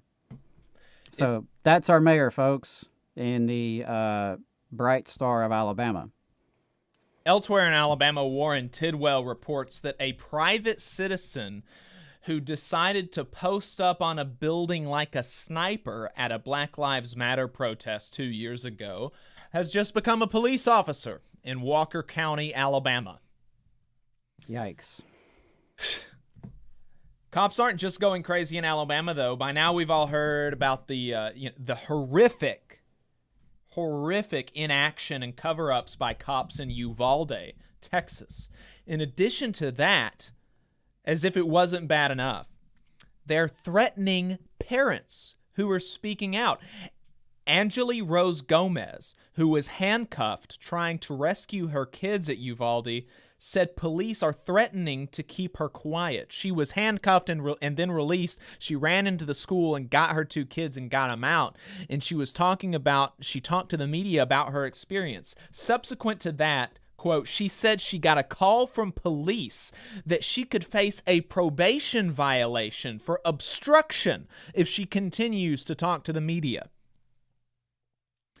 It's just disgusting. Amazing. The city of Uvalde has announced that they will be hiring more cops in the wake of this incident. That way, next time, they've got a dozen cowards waiting in the hallway while children are murdered instead of half a dozen. It's really despicable. It's despicable.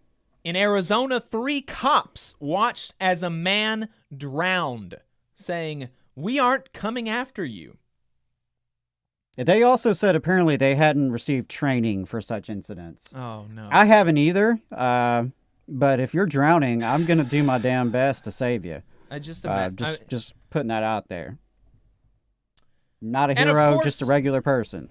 These are not just isolated incidents of cops performing poorly either. Unlike every other government institution, we just talked to Brian Kelly, a union worker at the EPA, who talked about how their staff is the same and their budget is the same as it was in 1980. We talked last week about the EEOC, which has half the staff that it did in 1980 and less than the 1980 budget when you account for inflation. Unlike government institutions that are meant to support and protect working people like the EEOC, like the EPA, that have been slashed and defunded since the 80s, cops have seen their budgets skyrocket with a worse performance to show for it. A recent article in the American Prospect titled, "Why Are Cops So Bad at Their Jobs?" Excellent article. Excellent article. I would highly recommend everybody go read it. Why are cops so bad at their jobs? In the American Prospect, they said, according to the most recent data published by the FBI, the rates at which police forces are solving crimes have plunged to historic lows. In the case of murders and violent crime, clearance rates have dipped to just 50%. A startling decline from the 1980s when police cleared 70% of all homicides. It's not just murder. Manslaughter is down to 69% clearance from 90% clearance 40 years ago. Clearances in assault and rape cases have dropped to 47% and 30% respectively. Nonviolent property crimes like burglary, which involves illegally entering a property, theft, which involves taking property from another person, and motor vehicle theft are getting solved at a microscopic 14%, 15%, and 12%. Respectively. According to Crime and the Mythology of Police, a recent article published in the Washington University Law Review by University of Utah law professor Shima Baradaran Bauman, on a good year, police solve less than a quarter of reported cases. Less than a quarter. And we have not seen good years lately. And remember, this is in an environment where police are continually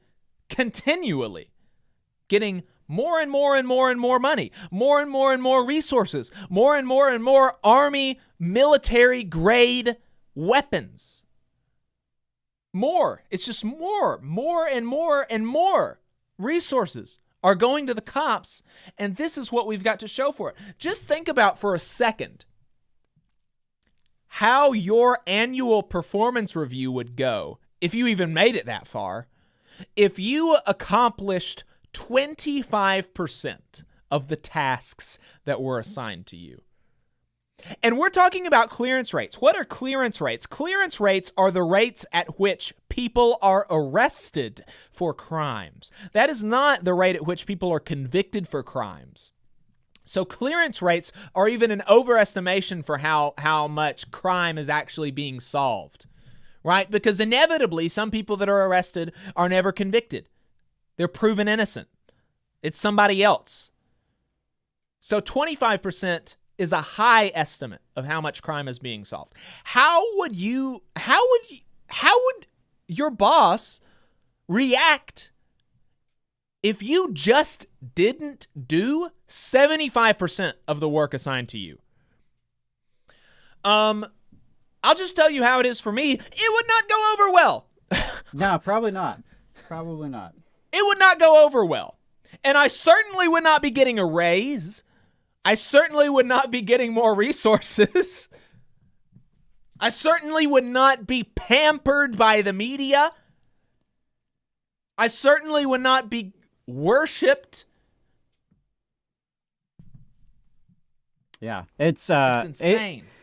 Yeah, it is, and I think it's worth reflecting on because Alabama has one of the highest incarceration rates in the country.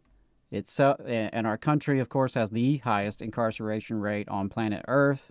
Yes, the home of the brave and land of the free. So, just some things to think about. Unfortunately, working people, we do have to deal with violence from the carceral system and from police. And this is some of the results of these investments by our own tax dollars. I did want to mention real quick, in better news, that the Huntsville City Council is considering issuing tickets rather than arrest for simple marijuana possession. I'm not up to date on the latest on that. I know that it's something that's been discussed at the City Council. I know that Tennessee Valley Progressive Alliance and many other social justice groups and advocates in the community have been calling for this for years. So hopefully this is a sign of some progress. Right. We'll see. And last thing I wanted to mention before we get off the air is that there will be a debate for the 5th Congressional District runoff between Casey Wardynski and Dale Strong. That's going to be June 14th at 7 o'clock.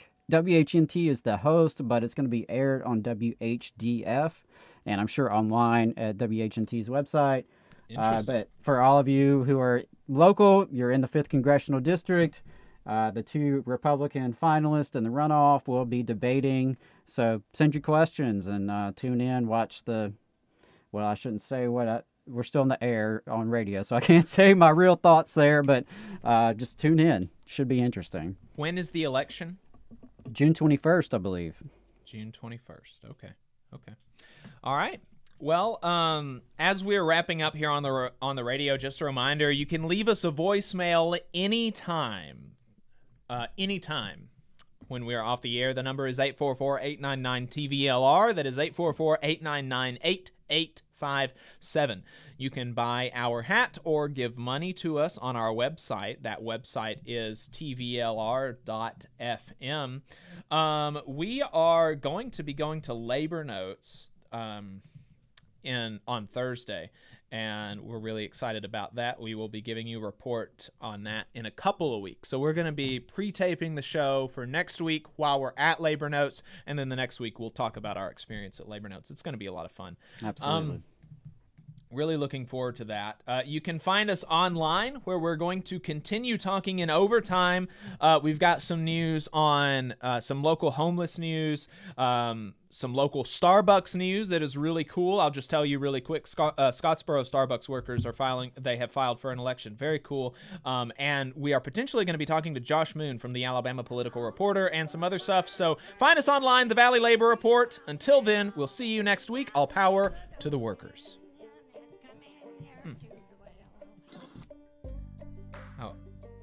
Went a little bit over on that, I think. Whoopsie. Sorry, radio folks. Those of you who have stuck with us online on Facebook or YouTube, thanks for sticking with us. We appreciate it. Make sure you like and subscribe if you haven't already. Yep, make sure you do that. Have we got anybody in the Zoom, Adam? Let's see here. I told Josh originally 11:30, but he said he'd have like 20 or 25 minutes, which isn't a whole long time. So I said we could bring him on at 11 if that would be better for him. Not yet. Okay. So I'll try to keep my eyes on this. And whenever Josh pops up, we'll kind of switch gears and go to that. Yeah, that sounds good. We're going to take a break really quick, and then we'll be right back with Overtime. Like I said, we got some cool stuff. You can call in. The phone number is 844-899-TVLR. We will still take calls, 844-899-8857. We're going to take a short break, and we will be right back.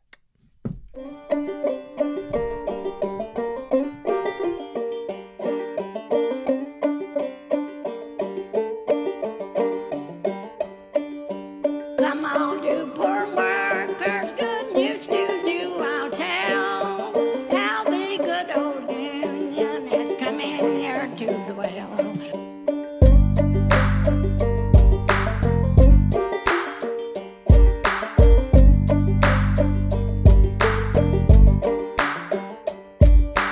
Go to Harlan County, there is no neutral air. You'll either be a union man or a thug party age player. Which side are you on? Which side are you on? Which side are you on? Which side are you on? Come on, you poor workers, good news to you I'll tell.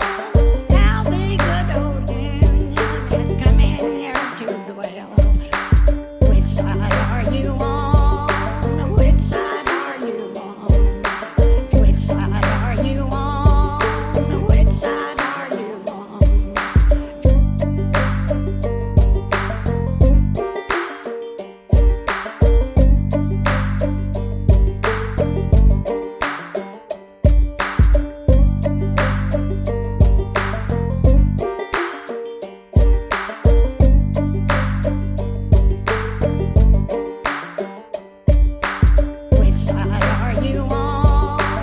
side are you on? Which side are you on? Which side are you on? Which side are you on? Which side are you on? Come on, you poor workers, good news to you I'll tell. How the good old union has come in here to dwell.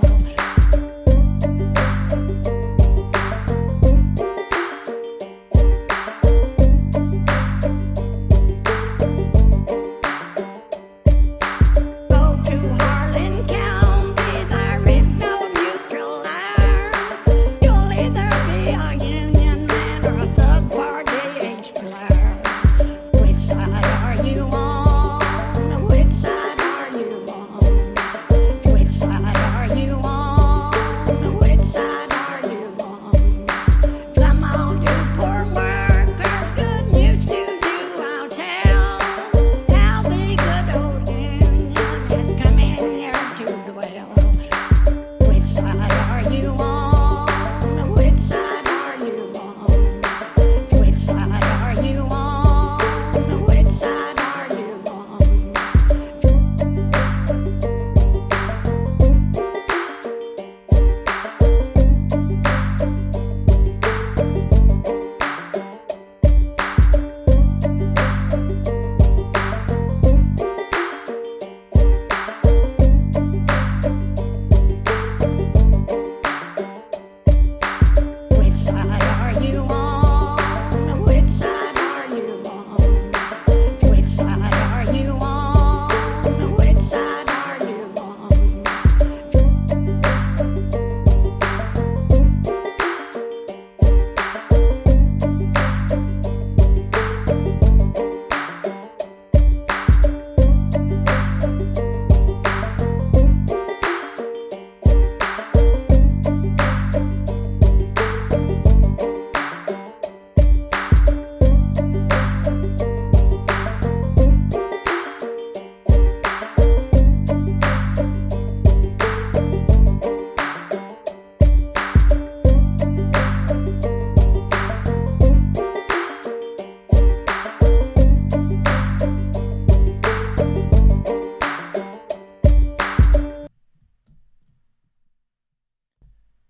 Welcome back.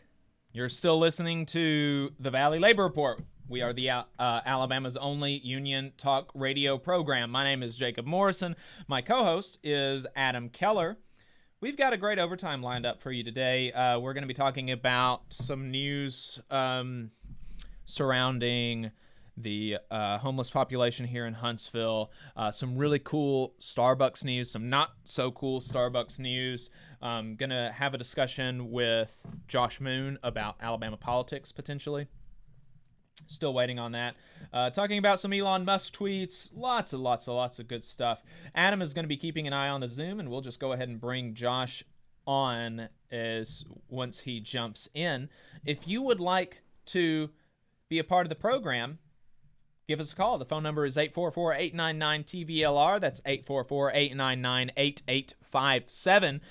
Taking a look at the YouTube chat, we had lots of discussion during the cop segment during the main show, and lots of things I agree with in here.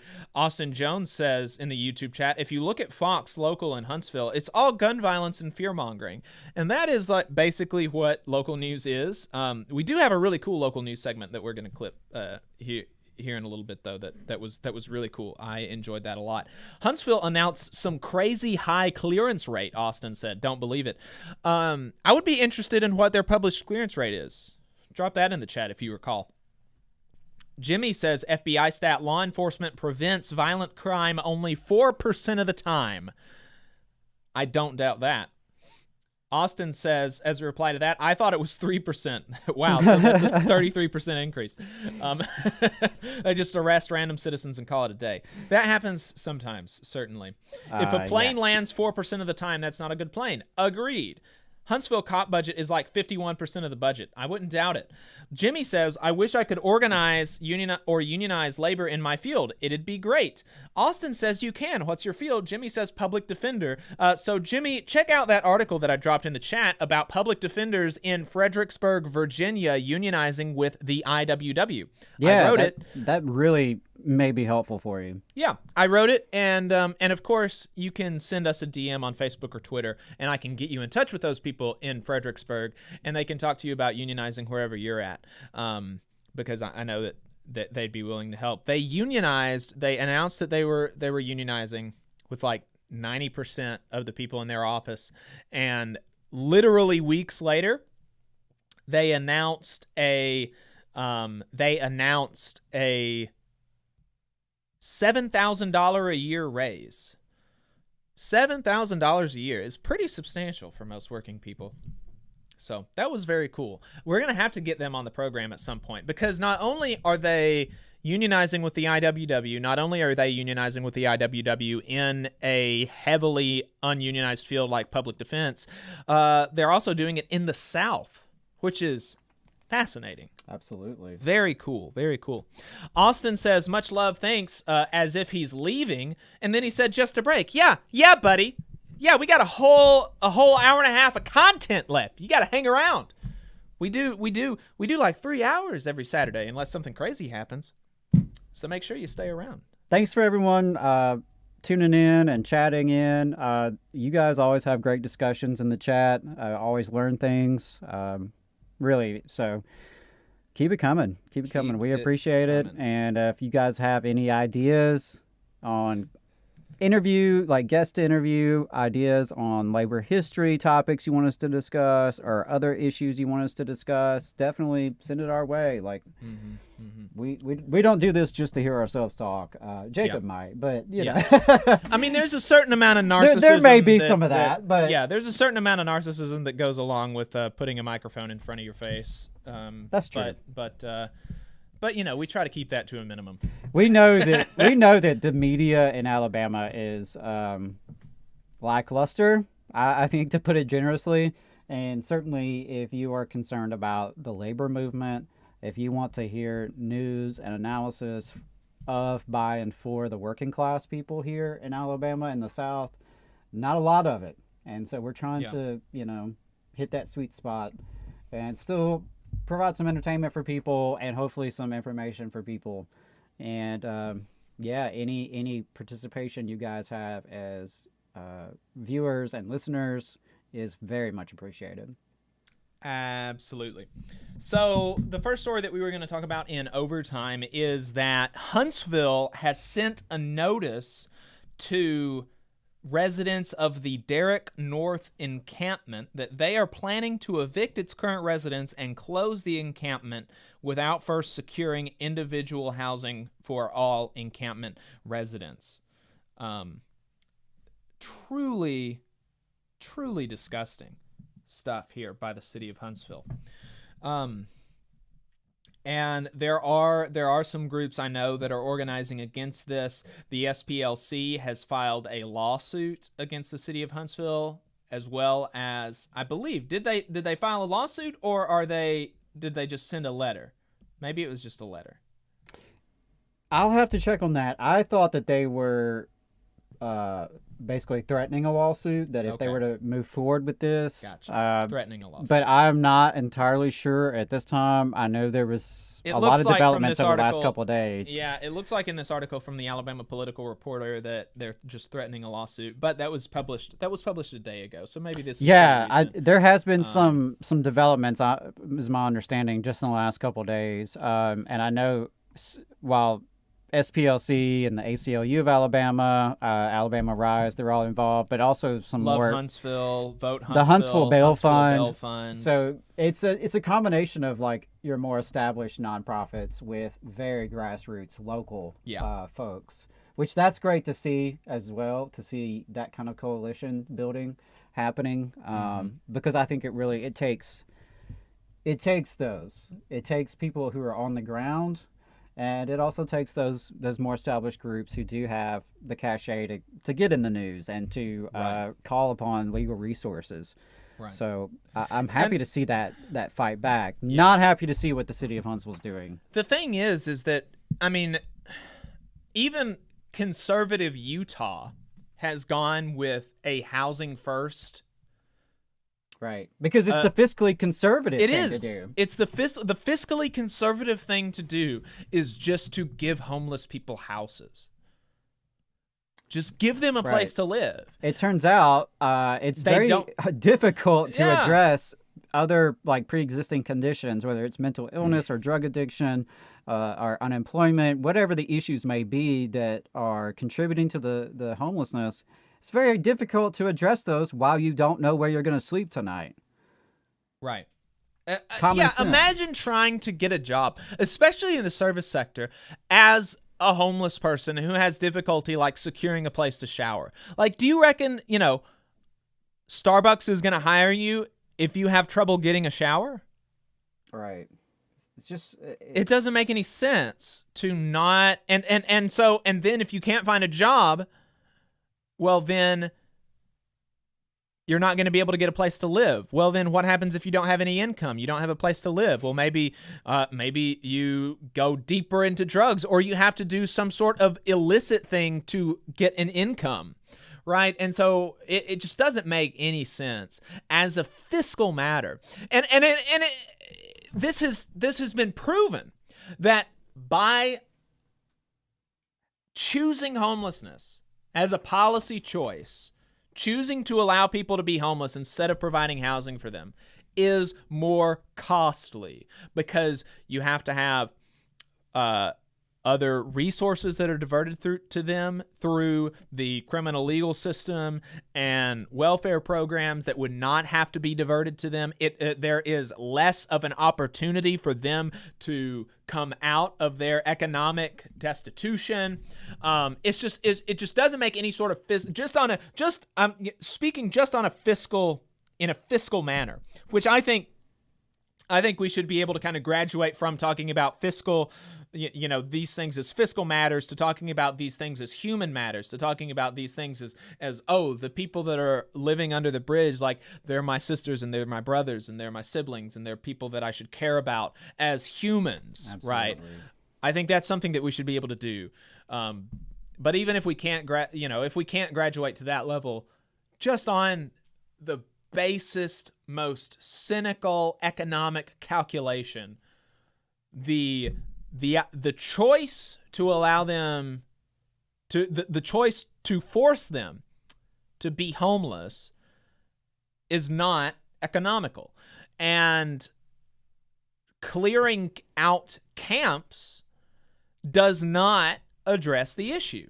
No, it just displaces them. Right, which in my view, that's the goal here, is to just get rid of the camp, disperse the people so that it's no longer visible, right?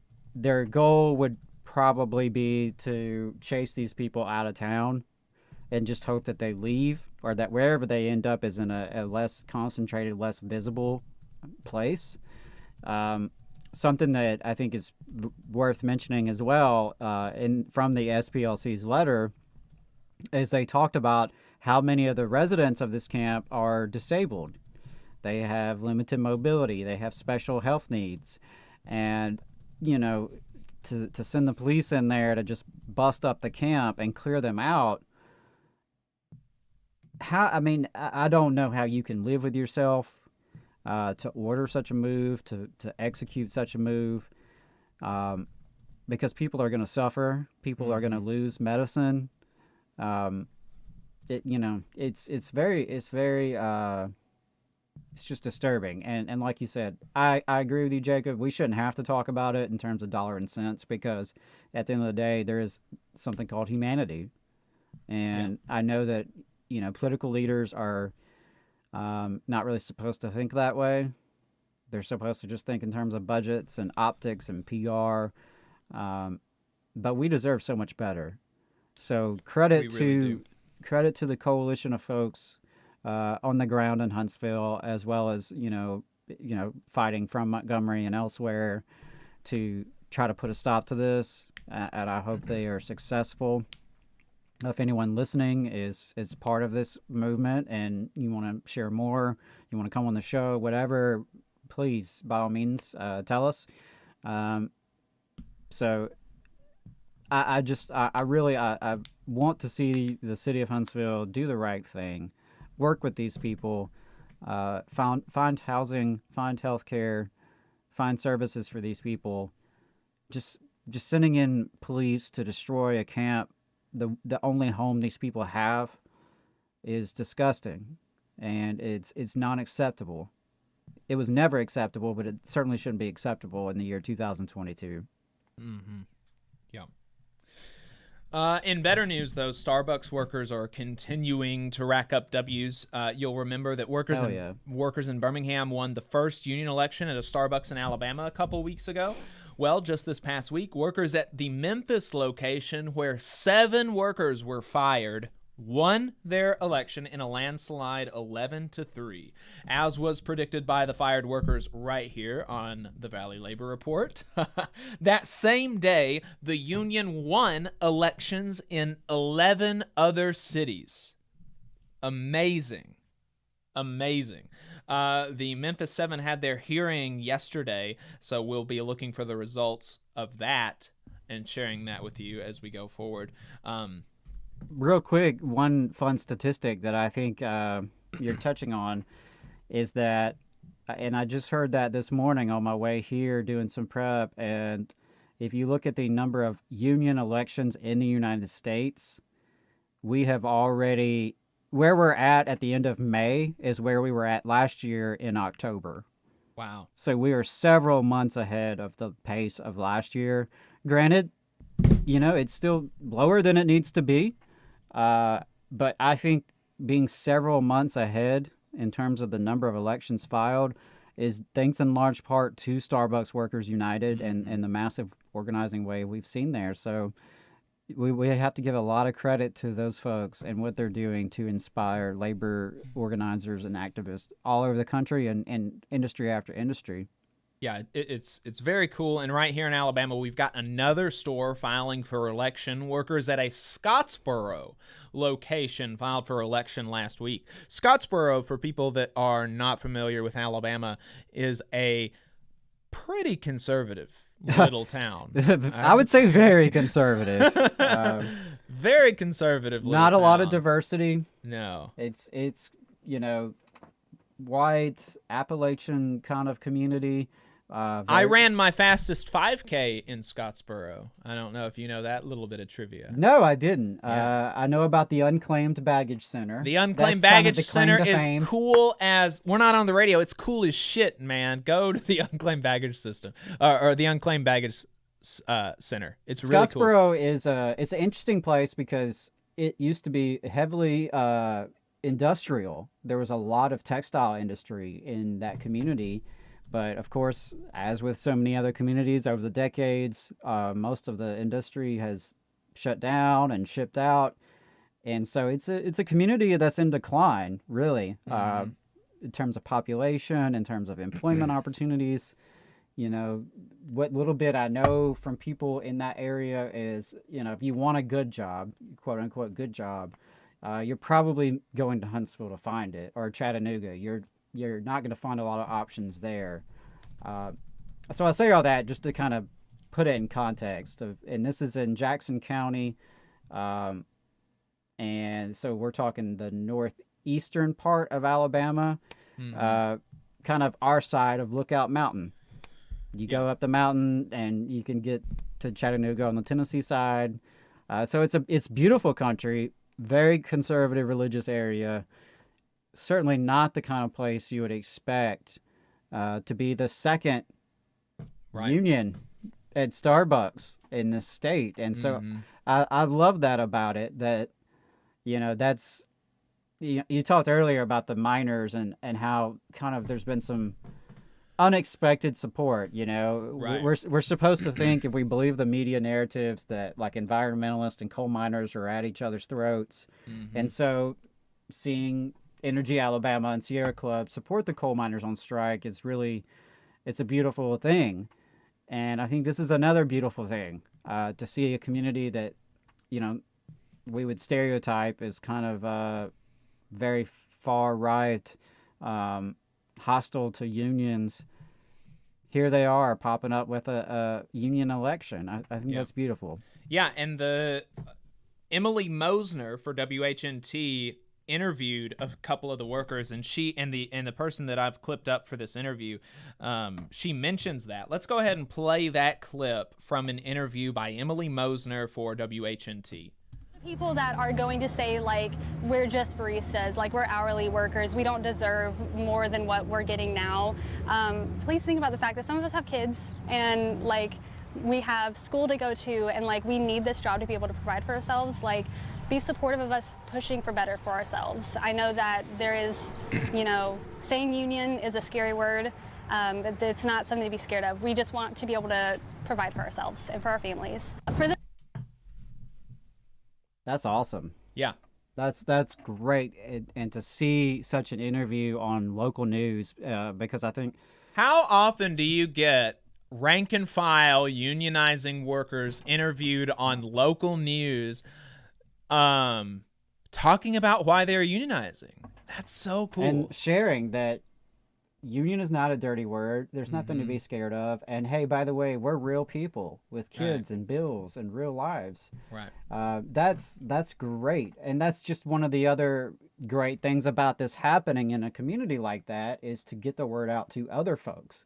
Because I imagine there were probably people sitting in Athens and Decatur and Huntsville and Madison thinking, well, hell, if they can do it in Scottsboro, why not here? That's what happened with Scott. In one of the other interviews, they said that they were inspired by Birmingham. They were like, oh, well, if Birmingham can do it, I can do it. How many more people are going to look at Scottsboro and say, if Scottsboro can do it, I can do it, right? Absolutely. That's just it's so awesome. So I'm really looking forward to elections popping up all over the state. Yeah, and I think you said Austin maybe mentioned this in the chat earlier about local news just being fear-mongering and gun violence and car crashes, and that is so true. Local TV news is mostly a joke, and that's not any disrespect to some of the folks that I've worked with personally over the years in these stations. I know they're doing the best they can under their conditions, but their conditions are really crazy. Like, they're bad. If you ever talk, they need to unionize. Yeah, I mean, no kidding. The reporters in Huntsville make significantly less than I do. The pay is not good. The working conditions are crap. And that's, before you even get to like editorial aspects and the content that they're asked to produce. So yeah, what a breath of fresh air that instead of the latest car crash and mugging and shooting, that you have an inspiring story of workers in a rural community fighting back, fighting for their dignity and justice and for each other. Great news. Incredibly cool. Josh Moon's not in the chat, or not in the Zoom yet, is he? No, Okay. do not believe Let's so. go ahead and hit this then. It's not all sunshine and roses, though, for the Starbucks workers. Howard Schultz, Starbucks CEO, was interviewed by New York Times for who the hell knows why, and he had this to say about the union. Let's play that clip. We have to demonstrate to our people they can trust us, and we have to show up. Could you ever see doing that and embracing the union as part of it? No. Why not? The primary reason is we are in business to exceed the expectations of our customers. 100 million people come into Starbucks. The customer experience will be significantly challenged and less than if a third party is integrated into our business. And because they're not acting in good faith. Because we have a different view. And Aaron, I don't want to spend the entire time in the union. Come on. No, but I just want to understand it, because there's headlines every day about union. This is at Starbucks, but this is everywhere else as well, Amazon and others. But I think there's a focus on, is there a way for companies and unions potentially to work together? And given how progressive your company has been, there's lots of people who look at Starbucks. I was looking at a headline: Starbucks is a latte liberal until it's not. Well, it's a mean headline. National Review, by the way. Not the New York Times. But I say it, I only say it because I think that there's a question: is there a way for both to live in harmony?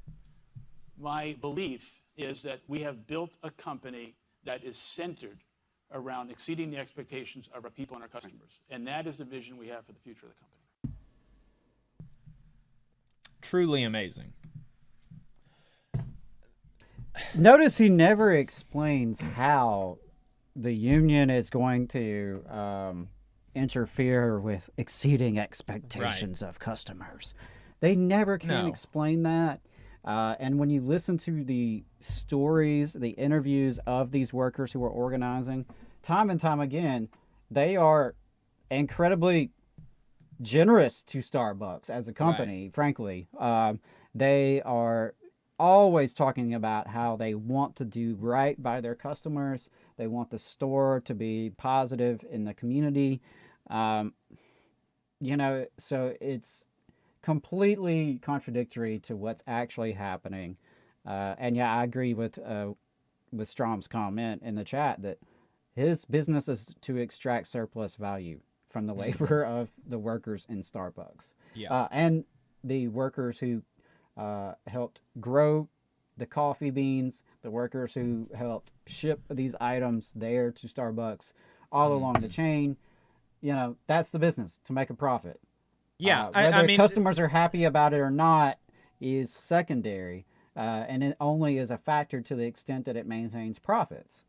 And everybody that is reporting on this campaign, that has knowledge of this campaign, is amazed at how worker-led it is. And you can just look at the letters that are being sent out. Like, that's not common to have letters that are signed by the entire store, the entire facility for an organizing campaign sent to the CEO. Like, that's not a common tactic, and that they are willing to put their name to paper before they even have an election is a serious sign about how worker-led this campaign is. And so the idea that he, especially in this campaign, is trying to third-party these workers is amazing.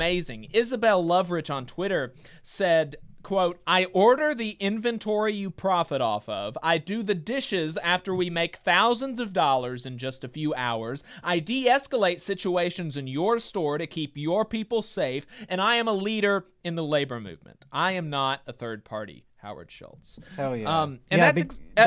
They want you to visualize, I guess, some Jimmy Hoffa figure in DC or New York or Chicago pulling all the strings here. Sorry, this is actually grassroots. This is actually coming from working people. Yes. Deal with it.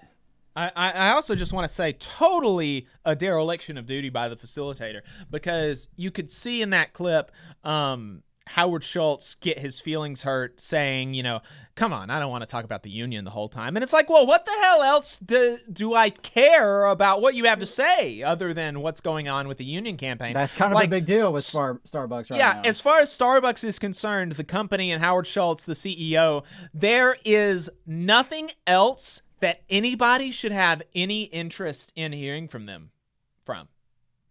Like, there's nothing else that he has any relevant input on. And, if he wanted to have nicer headlines and to quiet this conversation, it would be incredibly easy. Right.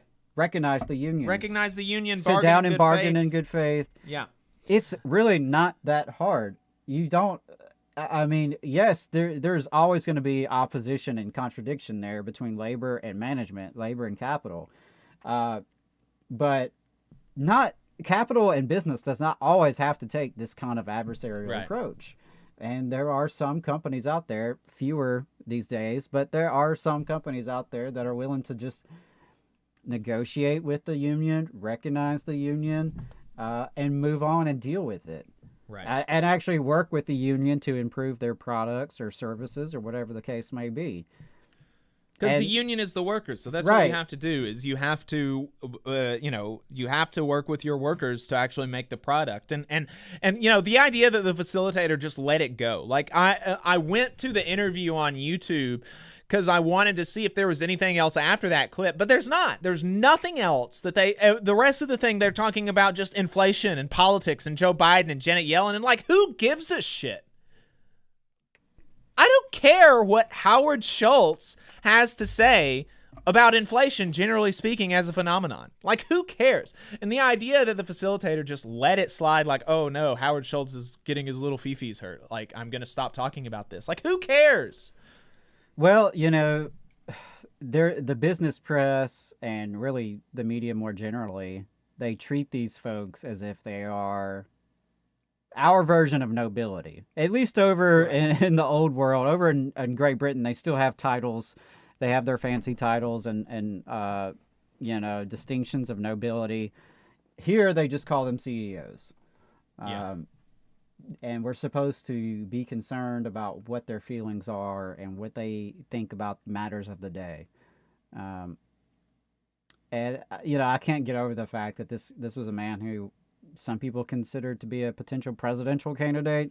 Who Hillary Clinton had picked to be the Secretary of Labor. Yeah. If she had won. Insane. Right. It's, that's corporate Democrats in a nutshell right there. Yeah, no kidding.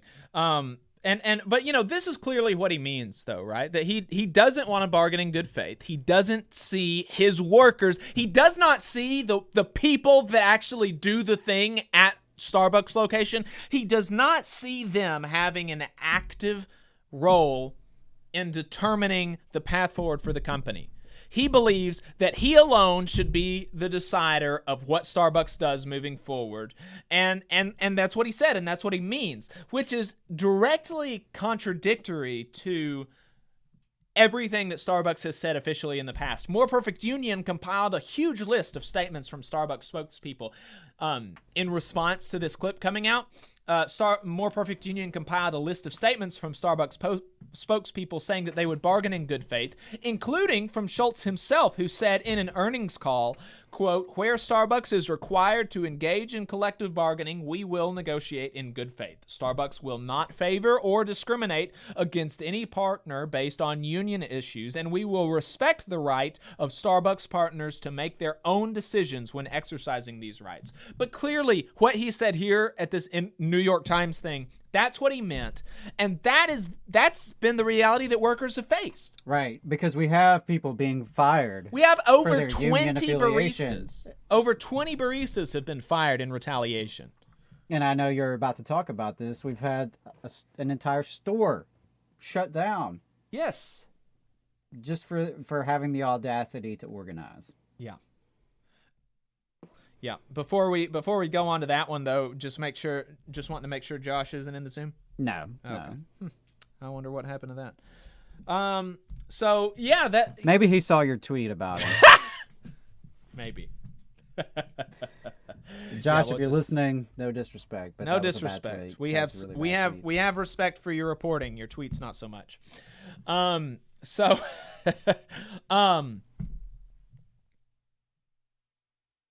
20 baristas have been fired and a store has been closed permanently. And that's what I want to talk about next. Starbucks corporate has decided to close a store in Ithaca, New York, in what can only be seen as a response to unionizing workers, it seems to me.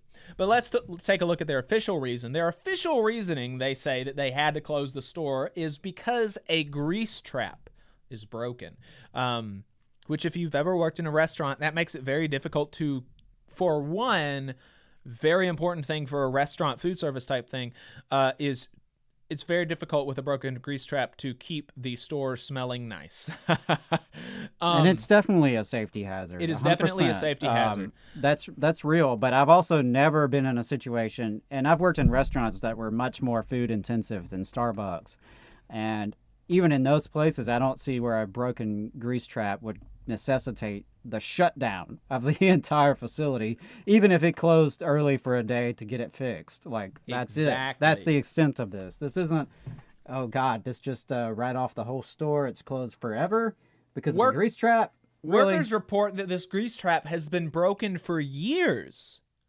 For years. Hence their concern, right? That's a valid concern. Right. And the workers actually went on a one-day strike to attempt to get corporate to fix it, because they've been having to deal, corporate hasn't been having to deal with this broken grease trap, customer complaints, the safety issues that are associated with that. They haven't been having to deal with that. The workers have been having to deal with that. And the workers want the issue resolved. So they went on a one-day strike to try to bring corporate attention to this.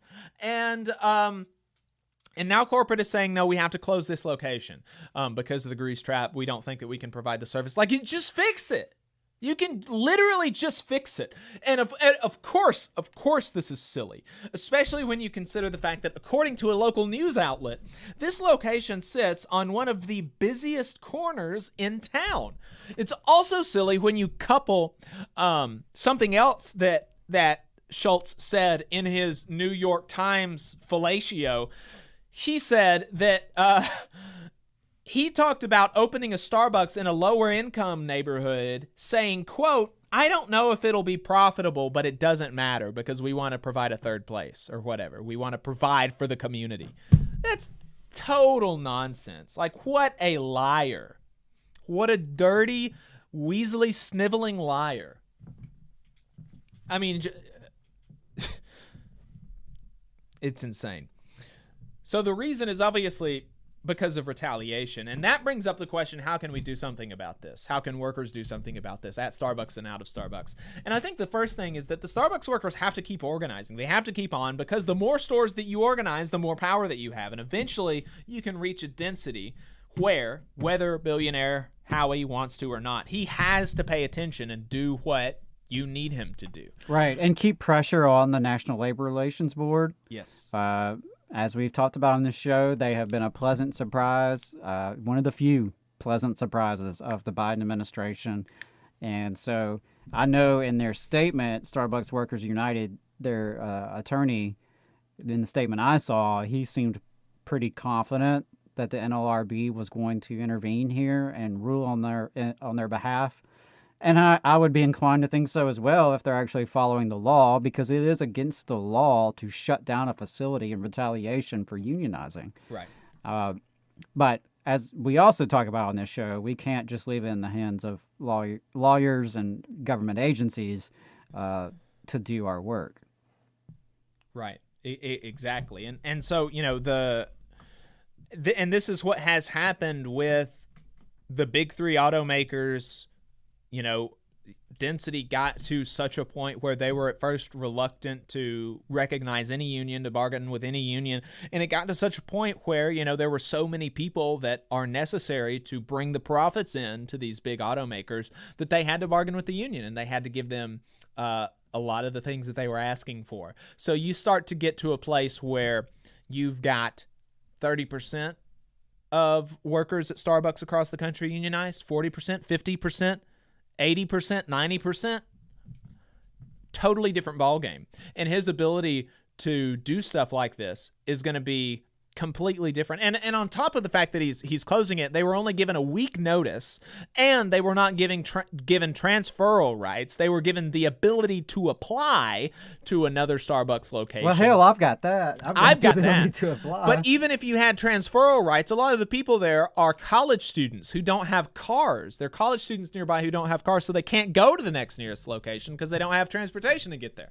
So, the ability that Starbucks would have to unilaterally make a decision like this, if they have to deal with a national high-density Starbucks union, would be greatly, greatly diminished. So that is the first, best, and most effective way to move forward. But there's also, another way is like Adam said, state action through the NLRB, keeping pressure on the NLRB, and there are other interesting policy proposals out there, and one of them that I want to talk about is the right of first refusal, which is something that Adam and I, a policy that Adam and I have been interested in and have wanted to talk about for a while, which is that it's a policy proposal that Jeremy Corbyn put in his Labour Party plan in the UK, which is the outlines. Now that was a few years ago. Several years ago. Just to clarify, Jeremy Corbyn is no longer in charge of the Labour Party over there because the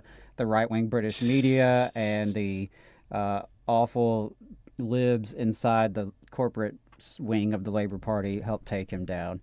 Anyway, sorry to get off on that, but we still love you, Jeremy. Yes. You should have been Prime Minister. Should have been Prime Minister. And Bhaskar Sankara is in Denmark, I think it is now, with Jeremy Corbyn. And Corbyn was, he had to take a cab, and the cab driver was Palestinian. And when it came time for him to get off, the cab driver refused any fare, and he was like, "I'll take you anywhere," or something. That was nice. That was pretty cool. Yeah. But yeah, so the right of first refusal is a really interesting policy proposal, and I think it makes a lot of sense basically from any sort of political persuasion that you may be of. I think the right of first refusal is a policy that makes good economical and moral sense. And what it is, it's just a policy that would say that you cannot, as the owner of a company, sell or close or take your business into bankruptcy without first giving the workers the right of first refusal, without first offering them at fair market value the business to take over themselves, to run themselves. And I think this is just the most, even as a conservative, what could possibly be the argument against this? What could possibly be the argument against giving, because it's not saying that workers have to take it over. If they don't want to, they can just refuse. That's the first right of first refusal. They can have the first refusal. If they don't want it, then somebody else can buy it. They can take it into bankruptcy. They can close it, whatever. If the workers don't want it, then they don't want it. But if they do want it, if the workers do want it, if the people who have run the company actually done the thing, if they would like the opportunity to run it themselves, why should a capitalist have the right to give it to somebody else? Just because they have the money. Because the workers could get the money. The workers could pay him what anybody else would pay him at fair market value. And think about the way that can impact our community. If you have a facility that's slated to be closed, and you have workers who live in these neighborhoods, pay taxes in these neighborhoods, send their kids to the local schools, they're part of the local churches, and on. And these workers have the ability to purchase the facility themselves, to keep it operational, and to move forward in whatever manner they choose. Right. But in a way that keeps those people employed and keeps the money there in your own community, locally. That really is such a no-brainer in my mind. And it is. Ever since I first learned about this years ago, it's just been one of those things that seems so common sense. And it's like so common sense it's too common sense, and Right. that's And why it's we- not part of our discourse. Right. And the the incentivization of worker cooperatives as a way to organize production is very good because there are a lot of benefits to worker-owned enterprises. They have obviously they're better to the workers because the workers own them. They tend to have higher wages, better benefits, and things like this. There tends to be more stability because there is more of an interest in actually taking care of the workers during scenarios like an inflation or something. So in a scenario like an inflation, a hierarchical business with a capitalist owner at the top interested in maximizing profits will, generally speaking, fire a bunch of people and there'll be layoffs. Whereas a worker-owned enterprise, there will be more of an interest in potentially tightening belts for the greater good, everybody tightening their belts a little so that everybody can keep their job. Right. And you don't have a layer of management people at the Right. top making obscenely more than the rank and file employees, right? So that's a huge amount of the company's resources that are tied up in most companies that you're not going to see in a worker-owned enterprise. And one of the reasons that we don't see very many worker-owned enterprises is that workers don't have the capital. And so the workers don't have the money to start a business or to buy a business. And we certainly don't have the legal framework and the policy proposals out there to incentivize this. And even very capitalist countries in other places of the world, like Italy, for example. Italy's a capitalist country. They have probably a better welfare state than we do in some respects, but I mean, you can't argue. By no means is that a state-owned economy or a workers-owned economy. But in places like Italy, they do have laws and policies in place to facilitate these kinds of businesses. And one of the ways that you could facilitate, in addition to giving workers the first right of refusal, which is something that Jeremy Corbyn in the UK wanted to do, and he also wanted to do this, is to offer state-backed loans to the workers' organization that they would form to buy the business, to offer them loans from the state, which... instead of, because banks are much more hesitant to give business loans to workers than they are to capitalists, and so you could do that through the state. You could have lower interest rates or no interest rate potentially to try to incentivize this choice and give workers something that capitalists and owners and people that are free market weirdos, they say, oh, choice, I want choice, I want the market, the competition, whatever. And this would actually give workers a real choice about how they want to organize their production, how they want to organize their lives, how they want to organize their workplaces. And it would take because one of the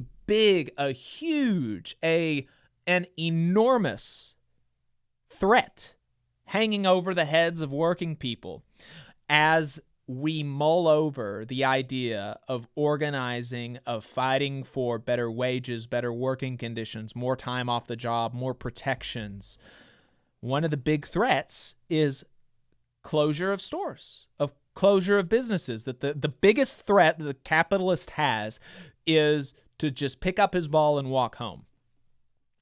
And this would take that threat away, because if he wants to take his ball and go home, he can walk away. We can give him a fair market value for the business, and we can run it ourselves.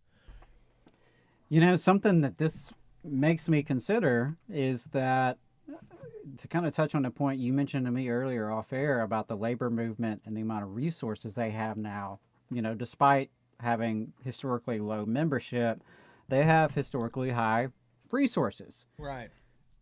I think there's an opportunity here for the labor movement and, more official uniondom to work with and on behalf of a workers' co-op movement.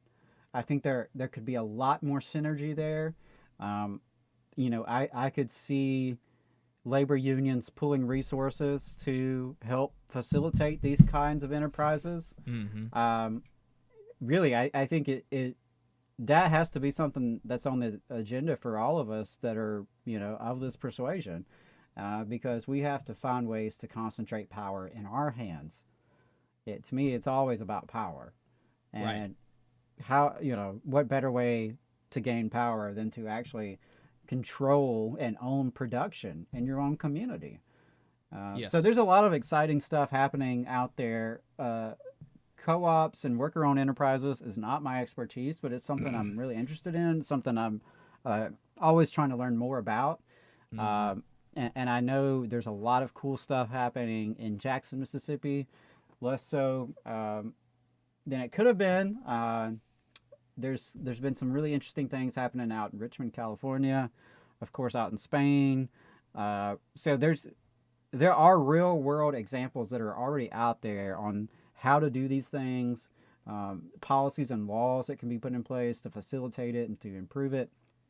And I think that's something, and maybe we'll hear a little bit of this at Labor Notes next week. I'd like to hear more from labor unions and union people talking with co-op and worker-owned enterprise people and how we can more work together to grow both. Right. Because I think it takes both, and I think we got to approach it from both angles. Because, wouldn't it be nice if virtually our entire economy was either worker-owned enterprises and worker-owned co-ops or fully unionized industries? Mm-hmm.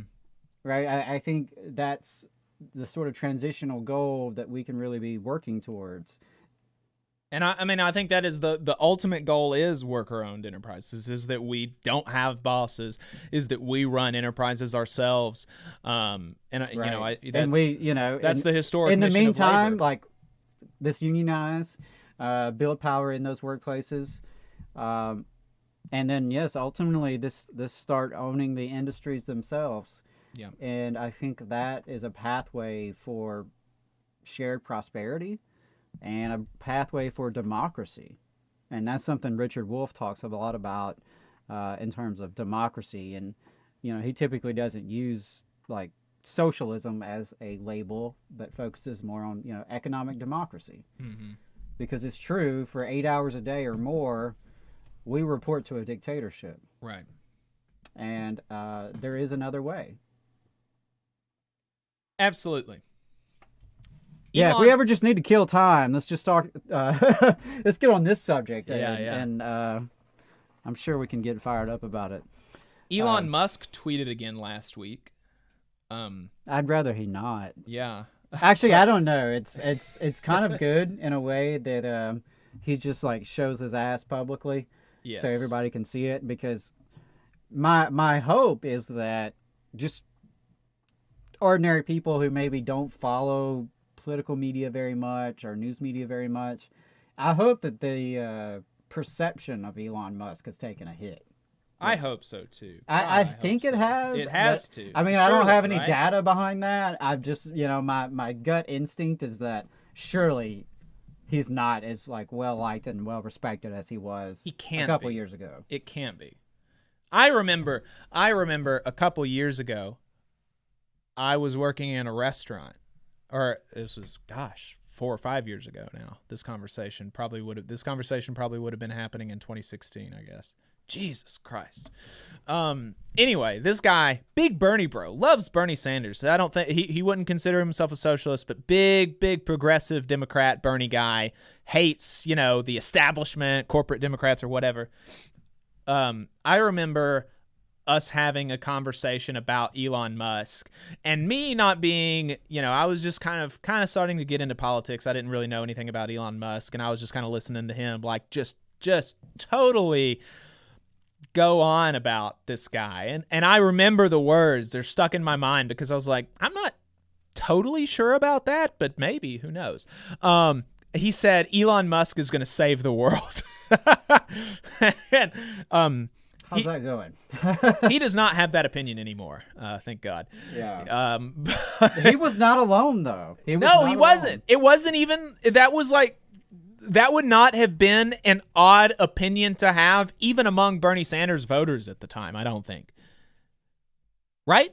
Yeah, and I think that's also a reflection of people seeing that government has been dysfunctional and not helpful for decades now by design, right? So, of course, if the public sector has more or less abandon hope, people start looking for private folks to swoop in and start addressing these crises and these problems that the government is either unwilling or incapable of addressing. Yeah, and I think that the perception of clean energy capitalists has been problematized, has been complicated a lot over the last 2 years, I think, in particular, which is really good.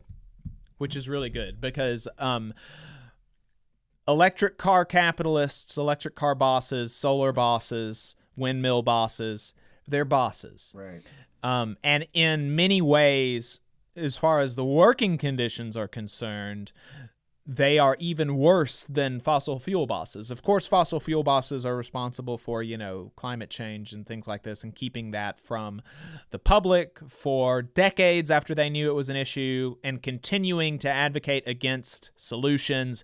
But as far as the workers are concerned, renewable energy, electric car manufacturing are among the least unionized sectors in the country, and the working conditions are worse for it. The pay is lower, the protections are lower, there are more cases of discrimination, more safety incidents, all of this stuff from, the capitalists who are going to save us, right? I mean, ultimately, the pursuit of private profit is what led us down this road of climate catastrophe. And so it's not going to get us out. Right. Why, it boggles my mind. Why would you believe that the same motivations and the same people, largely, certainly the same class of people, why are they going to get us out if they got us into this mess? Right. They're not. So Elon Musk tweeted again last week. He said, everyone eats the same food, uses the same restrooms, etc. No executive chef or other ivory tower stuff. There shouldn't be this workers versus management two-class system. Everyone is a worker. That's what he tweeted last week. Which is just, how can you even say that with a straight face? We're talking about literally the wealthiest man in the world who is going around to these big parties, partying with child rapists on, Jeffrey Epstein and company. His workers aren't doing that. Yeah, I just want to put it out there. I've never met Ghislaine Maxwell. Right. Never been at the same party as her. Never been at the same party as her. I don't get those invites. Yeah. Don't have a picture with her. Don't want them, but just putting that out there. Nobody I know ever been invited. We talked earlier in the show about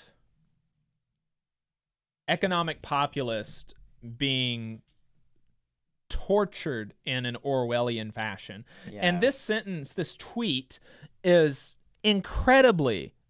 also just incredibly Orwellian. Don't believe your lying eyes. And I'm sure that Steve Cortez would also call Elon Musk an economic populist.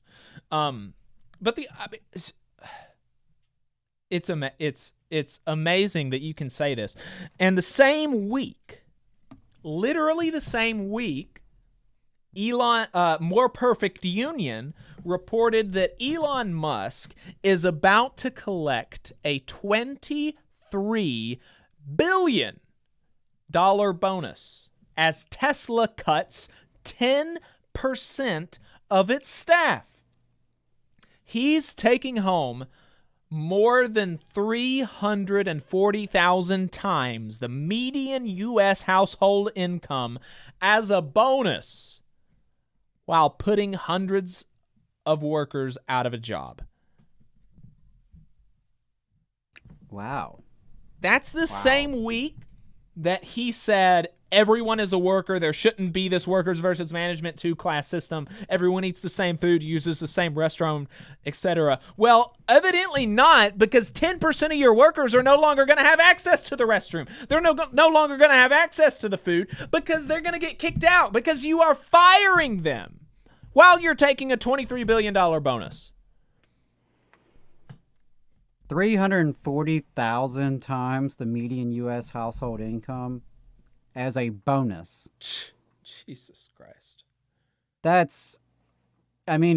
talking numbers so big that like our brains struggle to they're like conceive meaningless. of them mathematically. They are so large, it's meaningless. The idea of having 304, I make approximately the median household income in the United States, I think. The idea of having 340,000 times more than what I do now is a meaningless proposition to me. It is a meaningless amount of money. It's so large. And he's taking that amount of money as a bonus while he puts estimates are 10,000 workers out of a job. Yeah, we talked a little bit about this with the Left Reckoning guys. I guess that was last week. But Tesla has always just been such a scammy kind of company. Oh, yes. Where it's clearly been a stock speculator. I mean, speculation in stocks has been a key driver of Tesla, because in no way have the stock prices of Tesla actually matched up with the profits. They're the most highly valued car company in the U.S., and they make the least amount of cars.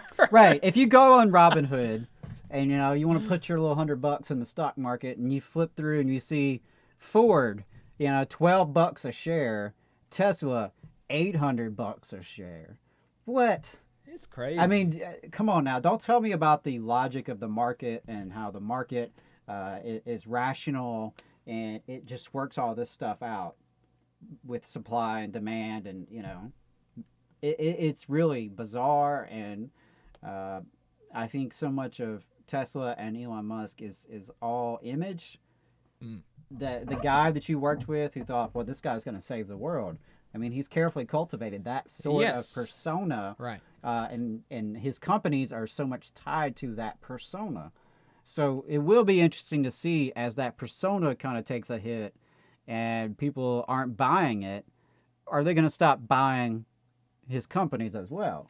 Mm-hmm. I mean, the Tesla stock has tanked quite a bit since his whole purchasing Twitter fiasco.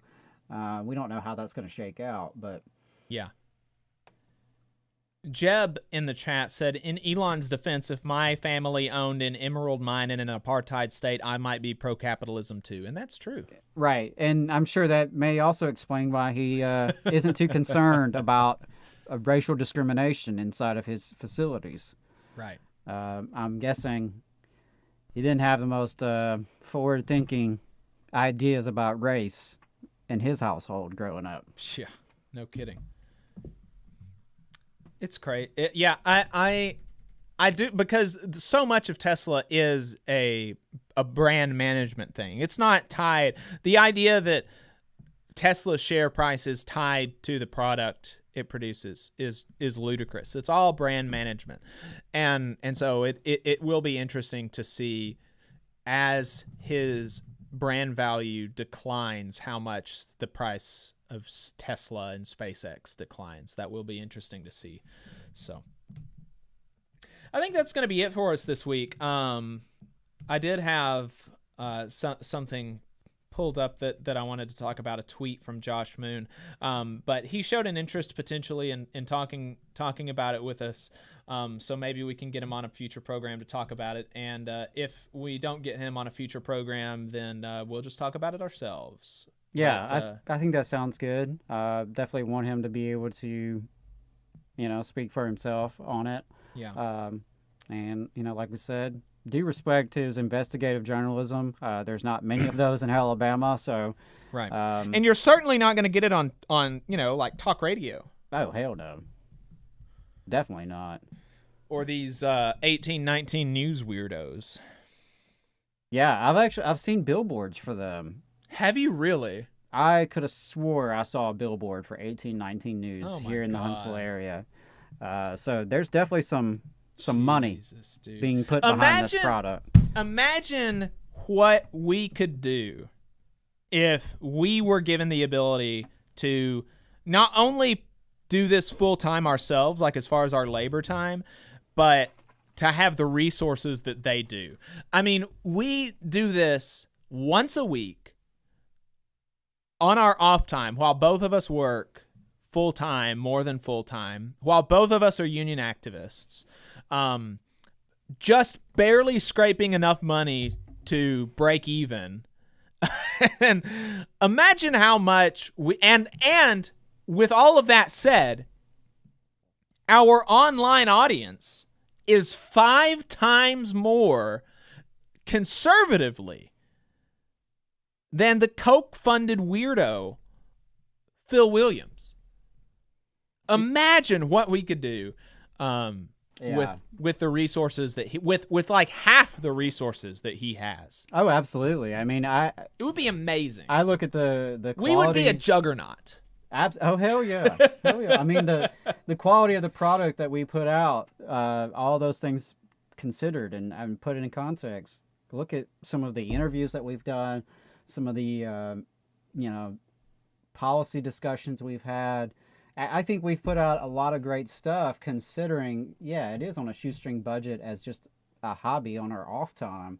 And these folks, that if you tune into the radio, these folks are doing this as like a full-time job with big money behind them. 3 hours of content every single day for one of these people. Yeah, I don't know. I think we could do. I think we could do a lot better. Yeah. And we're not radio experts. We don't know a whole lot about media and working in the media because that's not our thing. We didn't go to school for that. We just do this because we love unions and think there should be news and media for and about working class people. So for any of you who are tuning in and you agree with that, you probably already contribute, frankly, if you're still listening. So I just wanted to say thank you for that. And if you know anybody who does not know about our show yet, try to get them tuned in. Share our stuff with them. Invite them to like the page on Facebook or subscribe on YouTube. Those little things, they do help. Especially if you already contribute financially or you just can't afford to financially. I definitely feel that the subscriptions, the likes, the shares, that's a way you can really help us. And it doesn't cost you anything but a little bit of your time. Yep. All right, folks. Yeah, that'll be it for us this week. We appreciate your time. If you want to leave us a voicemail through the week, share a bad boss story, an organizing win, ask us a question, a topic suggestion, feel free to give us a call, leave us a voicemail. The phone number is 844-899-TVLR. You can also send us a text. We'll get that as well. If you would like to support the program, you can do that on patreon.com/The Valley Labor Report or on our website where you can also get our hat, tvlr.fm. Find us online, Facebook, Twitter, YouTube, TikTok, all those places, wherever you get your podcasts. We appreciate your time, and we'll see you next week. Bye, y'all. Solidarity forever.